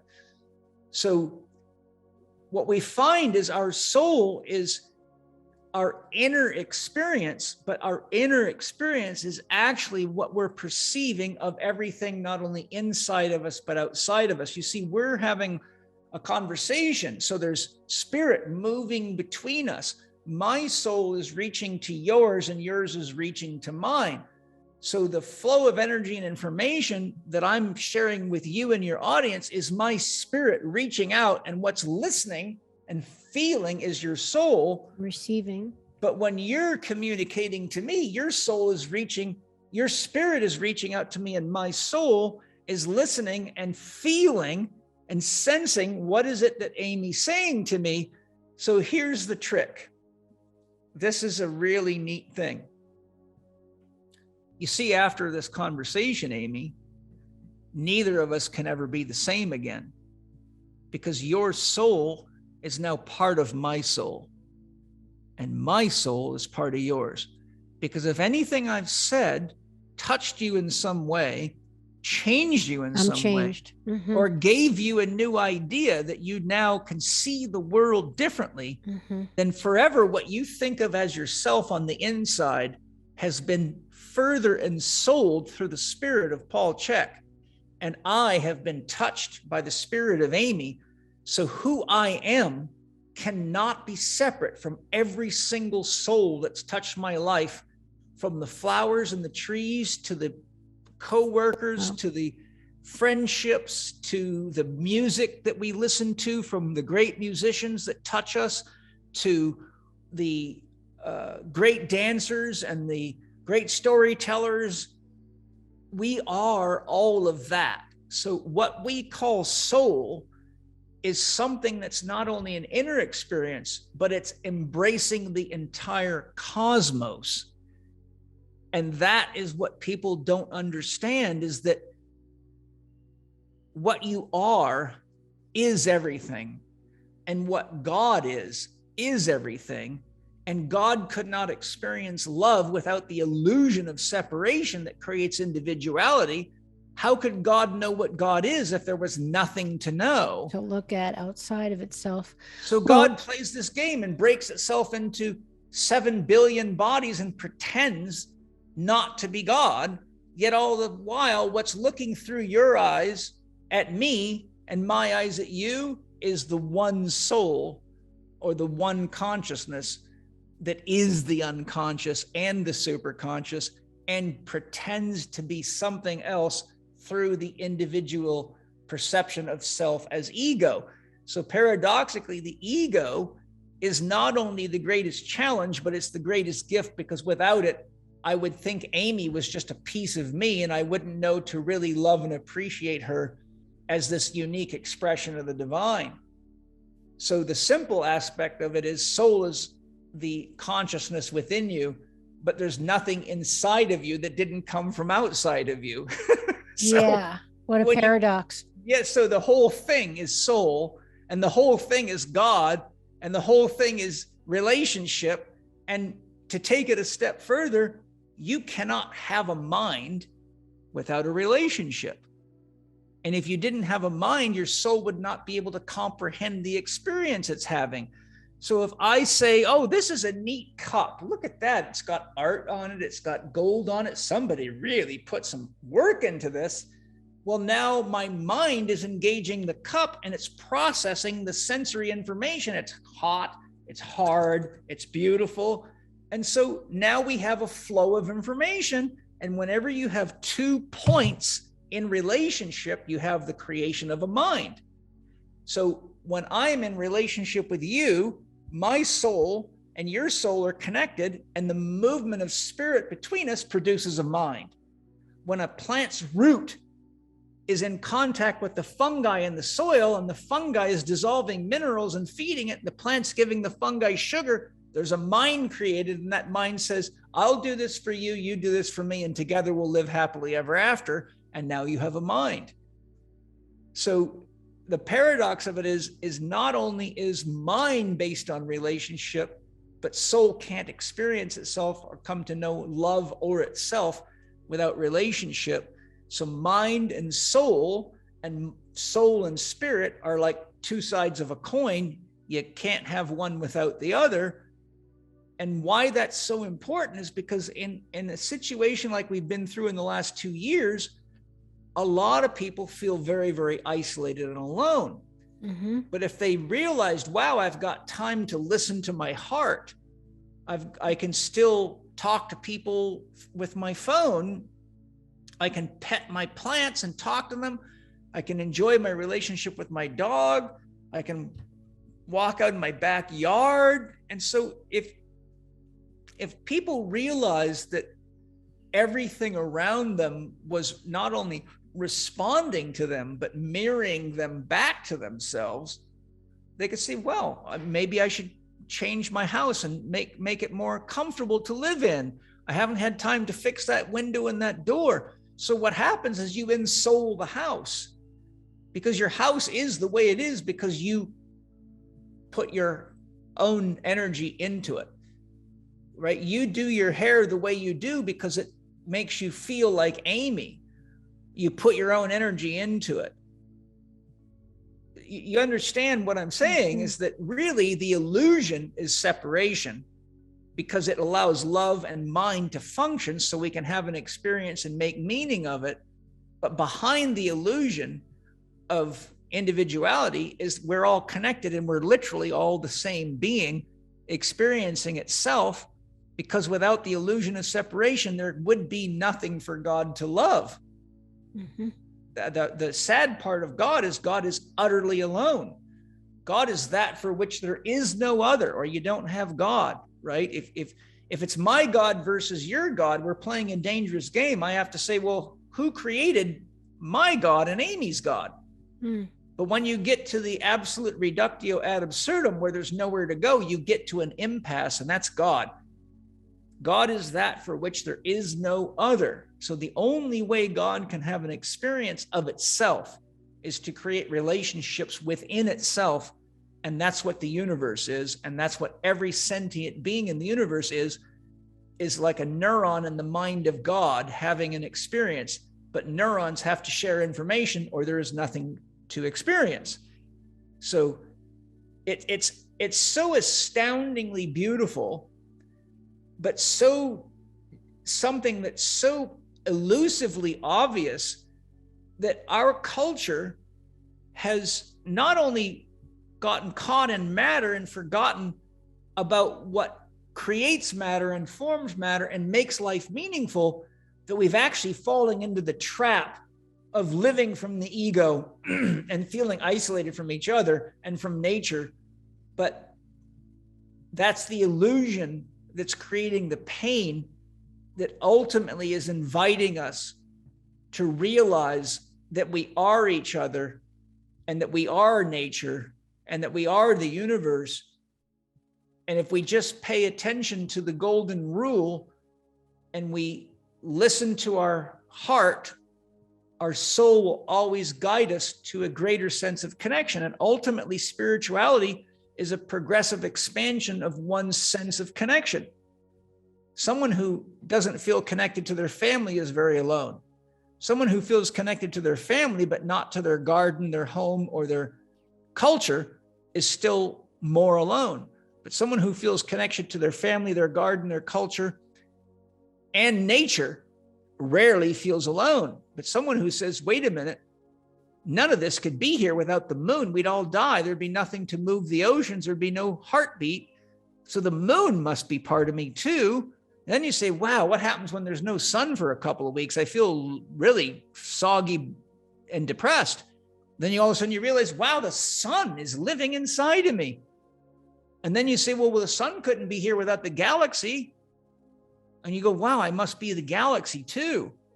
And finally, you come to the point where you just keep going and you go, oh my God, it's all me and it's all you.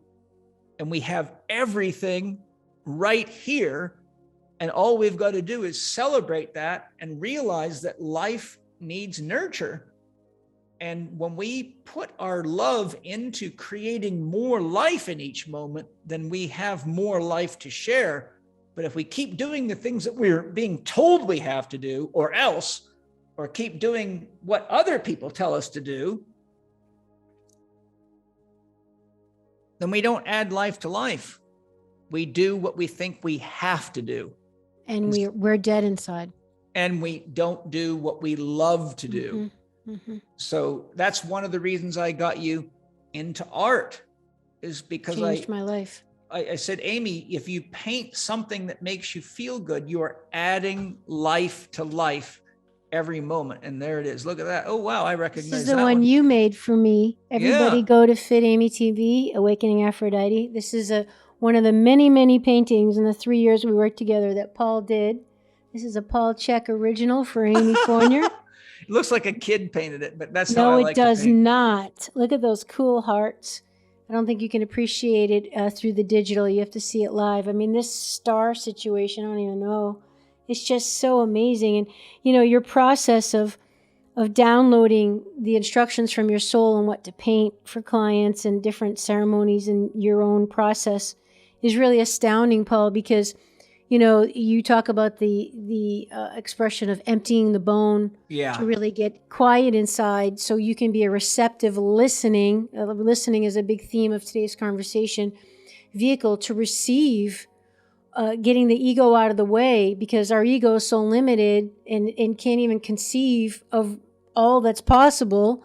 And that your process of painting, you get very clear that you really get quiet and just kind of empty yourself to let the painting paint itself.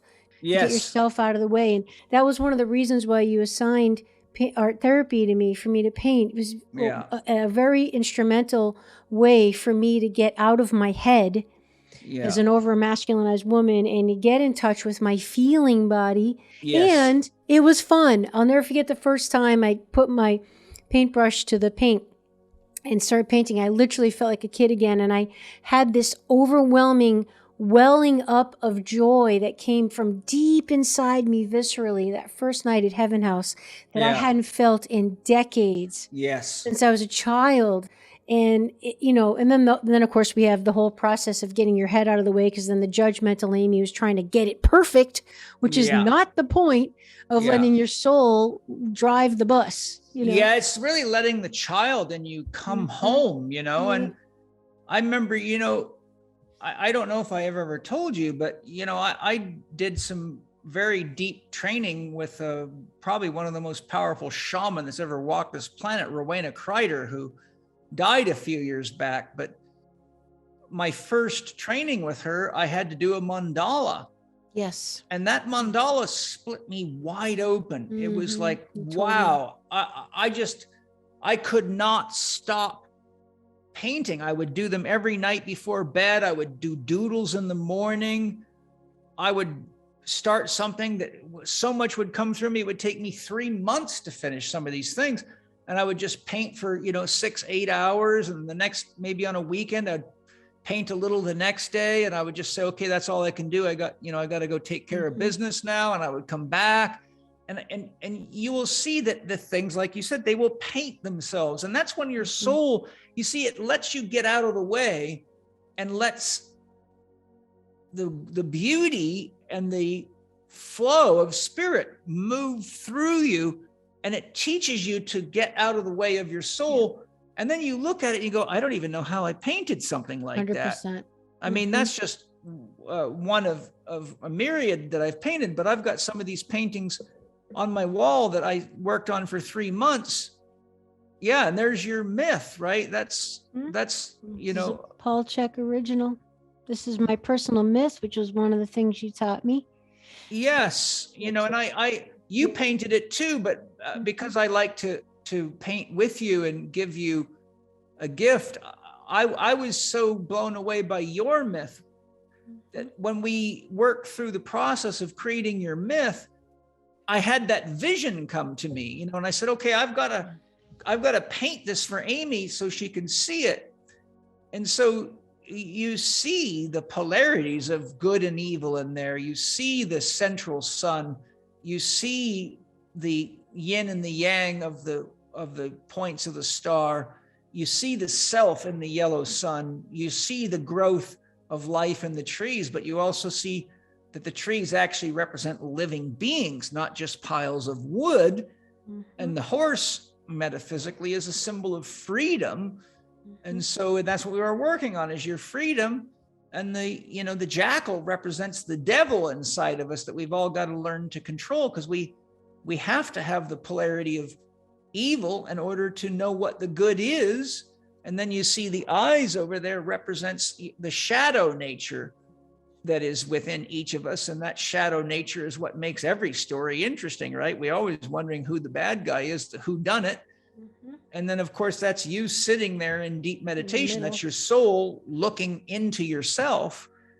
But you see, when I get a vision like that and it comes through me, it's such an amazing experience. And you know this very well, because we've done this a lot together.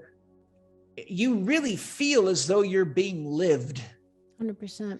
You don't have to muster up the energy. I mean, you start painting and 8 hours can go by and you go, oh my God, I forgot to eat today, but you didn't even miss the food because you were so full emotionally and spiritually that your stomach was being satiated beyond what physical food can do. And your body says, this is so damn fun. I'm not worried about food right now.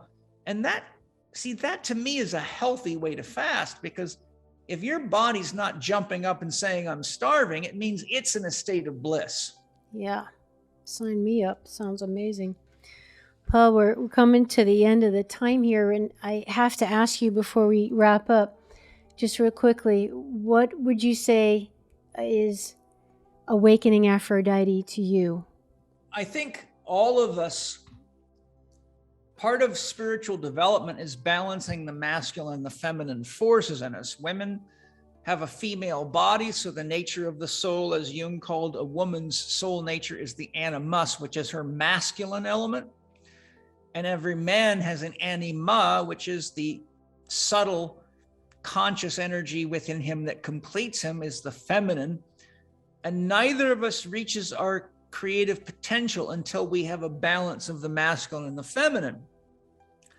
And we, as you know, now have a world full of dried out masculinized women that are really trying to wear the pants, and so many single parent families where women are raising children by themselves and working themselves. My mother, when my father took off when my mother had 3 children. She had me at 16, my brother at 17, my sister at 18, then my dad left her all alone. So she had to work 2 8-hour a day waitressing jobs back to back. So my point is, she had to push herself so hard into the masculine that she really, like many women, lost connection to her nurturing self. And to nurture herself, she had to be like a warrior that had to go through hell to keep these kids fed and sheltered. And we have now got this opportunity to bring the feminine awareness back to nature, to bring the feminine awareness back to government and to education. And women have the opportunity to calm the masculine that's been programmed into them by society and patriarchal religious and ideology. And men need to reconnect with the feminine inside of them and stop being so rational and logical and get back into their intuitive and their feeling nature, or they're going to kill themselves and everything else. So to me, awakening Aphrodite means less in the Greek sense of the myth, but more in the awakening. To me, Aphrodite symbolizes the feminine, so it means awakening the feminine to me.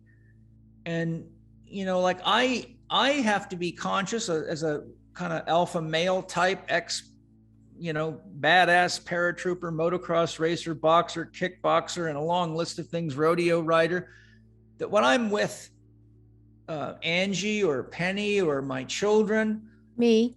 or you, and you, Your client. yes, and you actually are great, because you will remind me and help me. You've helped me many times. So paradoxically, you coach me because you can feel when I get into that sort of direct to show masculine dominant mode.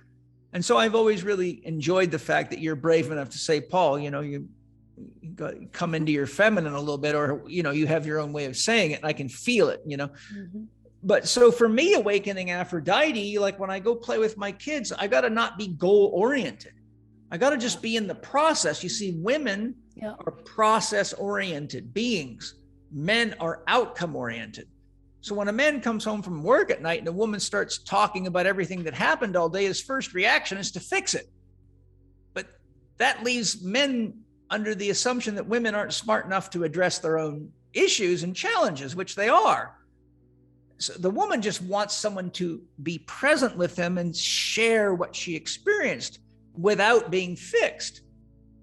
But if a man's telling you about his problems, he usually wants you to fix them, because he says, I don't give a shit about the process, just make the pain go away, or put some more money in my account, So for awakening Aphrodite, for me, is saying we need to reconnect to nurture. We need to see the world as our child and us as the children of the world. We've got to listen more. We have to go out of thinking into more feeling and get clear on what our values are. And we need to be less sensory driven, momentary, instantaneous gratification, and get quiet enough to use our intuition, because our intuition shows us the whole picture, which is also quite a feminine quality. So in a nutshell, awakening Aphrodite for me, which I think you do an amazing job with on your podcast, is becoming aware of what we need to become an effective mother and nurturer for ourselves and the world. Because right now the world is on fire. And if we don't bring the water, which fortunately we're coming into Aquarius, which is, a water carrier. The Pisces constellation was very rational, logical, organized, and patriarchal. And so we've got to stop reading books and start being with each other. And we've got a chance to do it now. So I think awakening Aphrodite is saying, wake up to who and what you are before it's too late. And you're in so much pain, you can't fix it. Because if you figure out what's wrong when you've crippled yourself, you won't be able to do anything about it except cry. And I think if you're going to cry over the beauty of life, cry over the depth of connection that we really do have to each other and to nature. And to me, that is awakening Aphrodite, really. What's your dream, Paul Chek? You talk about everyone needs to get really clear what their dream is as their lighthouse, and to not be living in crisis all the time. So focus on your dream, everyone, is a big message for you. What's your dream, Paul? My dream is to leave the world a better place than I found it in any way that I can. I mean, within that, obviously, there's a series of developmental dreams. But if you said, what is my dream? My dream is that when I die, I can leave with an authentic sense of peace, knowing that I've given everything that my soul came to the world to give, and that I can really enjoy a very long rest. Until next time. Well, Yeah. if there needs to be a next time, but honestly, this drop is craving the ocean. I really am at a point in my own evolution where I really want the bliss of an utter let go. Yeah. An utter and complete let go. I'll leave it up to God where the drop goes once it re-enters the ocean. But really, my dream, I found all my life that when I'm doing things that help other people, I feel more fulfilled and more alive than anything else. And I'm smart enough to make money doing lots of things. I have a lot of skills, that. Mm-hmm. But what I learned as a young man is that when I'm enhancing somebody else's life and making it easier for them to live their dreams, then every moment I feel more alive. And so once I got a taste of what it was like to help people, then the hook was set. I said, okay, this is better than building things. This is better than winning races in my race car or my motorcycle. This is better than accomplishing points on a scoreboard. When I can help somebody eat, move, be healthy, go deeper into meditation and go deeper into the realization of the beauty, the good and the truth of themselves, then I'm living my dream. And I think we're at a point now where we all need to pay close attention to how it is that we feel when we're doing things that help others. Because that's the return of Aphrodite. That's the, you've got to be a spiritual warrior. Aphrodite wasn't a pushover. That's right. You've got to be strong enough to change your behavior, change your perception, and look and listen more carefully. And it's a hard job to be a good mother. I mean, men generally are clueless as to how hard a job it is to leave a woman at home with 1, 2, 3, 4 kids all day. And when you realize the power of the feminine, ultimately God has to be feminine because men don't have a vagina or a birth canal. So ultimately, awakening Aphrodite could easily be said being receptive to the truth of God. Wow. Wow. Paul, where would you like to direct people? What's next for you? What if they are blown away by all the amazing wisdom and insights that you shared today, which I'm sure they are? Where should people go for more Paul Chek wisdom and teachings, and what's coming down the pike for you? I will share that you are the big contributor to my new book. For those of you that don't know, Amy was so moved by the work we did together, and she knew I was writing a book. And she said to me after she came through her midlife crisis, she said, "What is this? What your book's about?" And I said, "I'm the case study." I said, "Exactly what it's about." She goes, "Well, what's holding you back?" I said, "I need funding." And she said, "This has to be out now.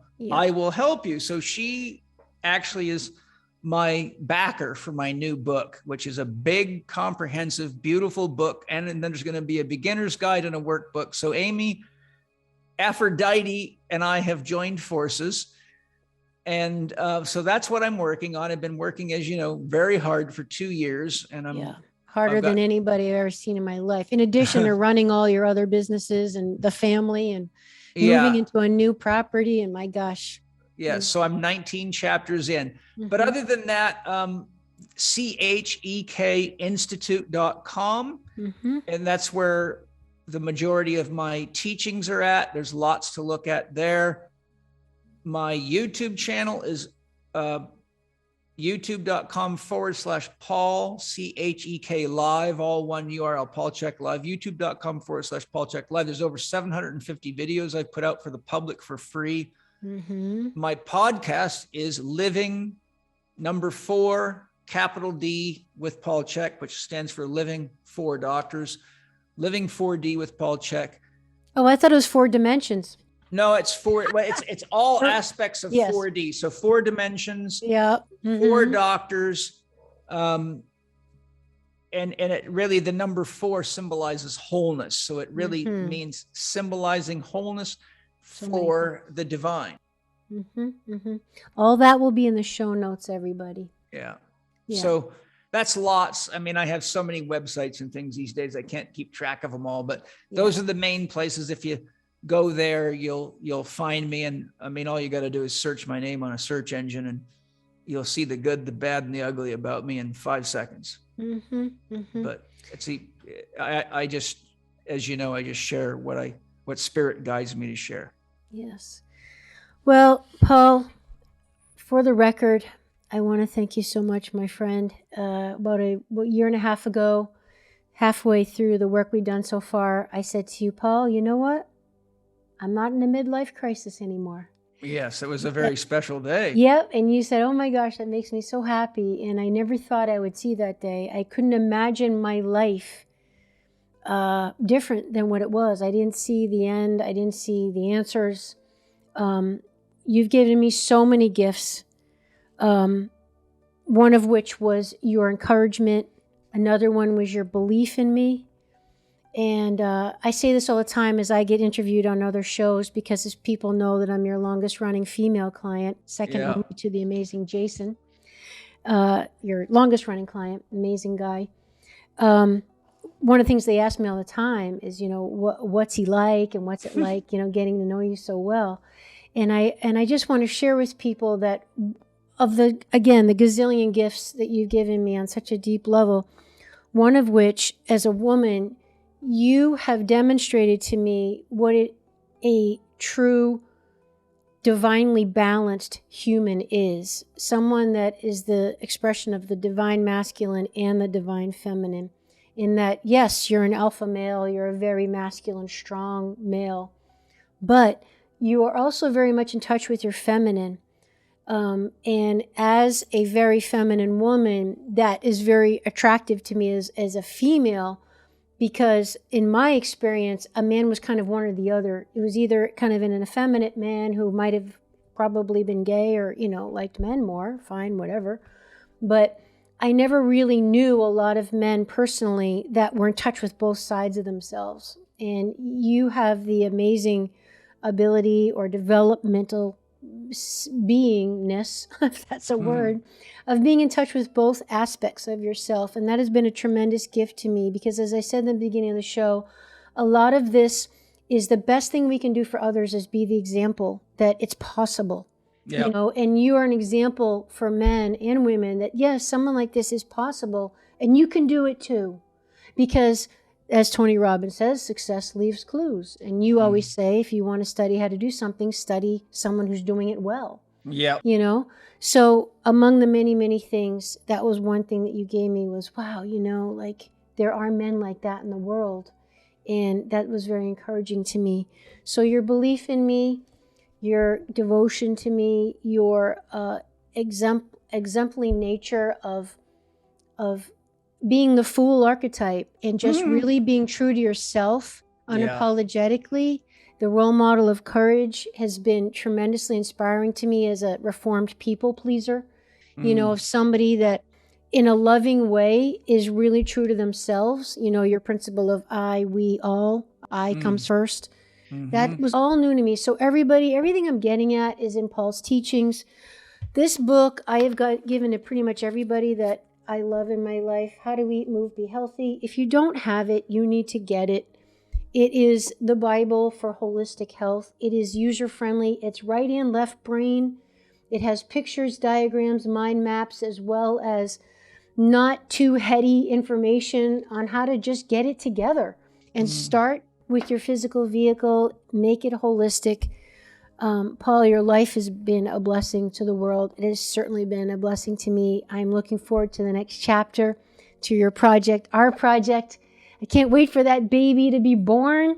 Me either. Boy, here it comes. My womb is being very stretched right now. Yes, you're in the third trimester, the most uncomfortable. Yes. But it's coming, everybody, and everybody hold on to your hats, because if you think you're impressed with Paul Chek already, wait till you see his next development. It's going to be a game changer.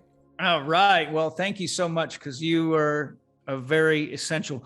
If I'm the father of it, you're the mother of it. And we're about to give birth to our child, and it's full color.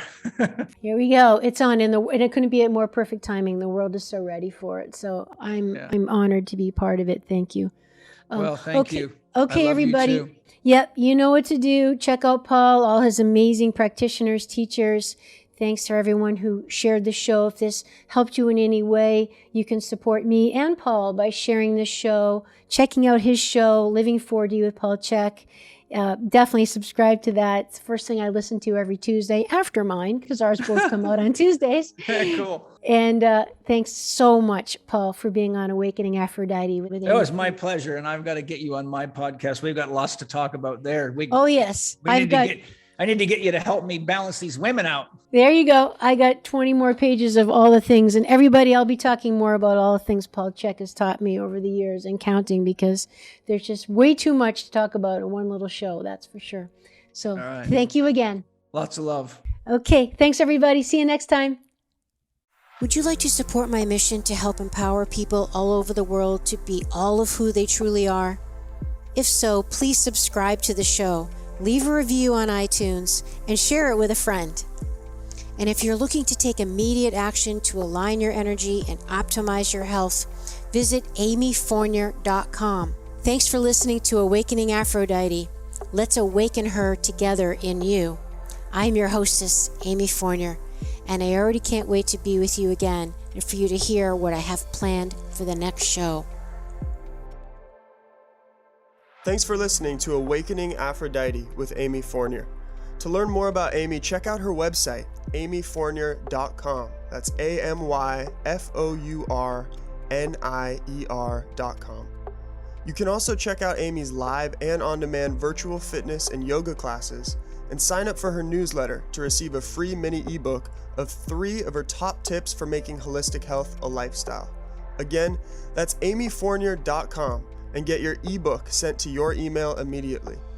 Connect with Amy on the daily on Instagram at FitAmyTV, FITAMYTV, and watch many of the podcast episodes and subtopic clips on her YouTube channel, which is also FitAmyTV.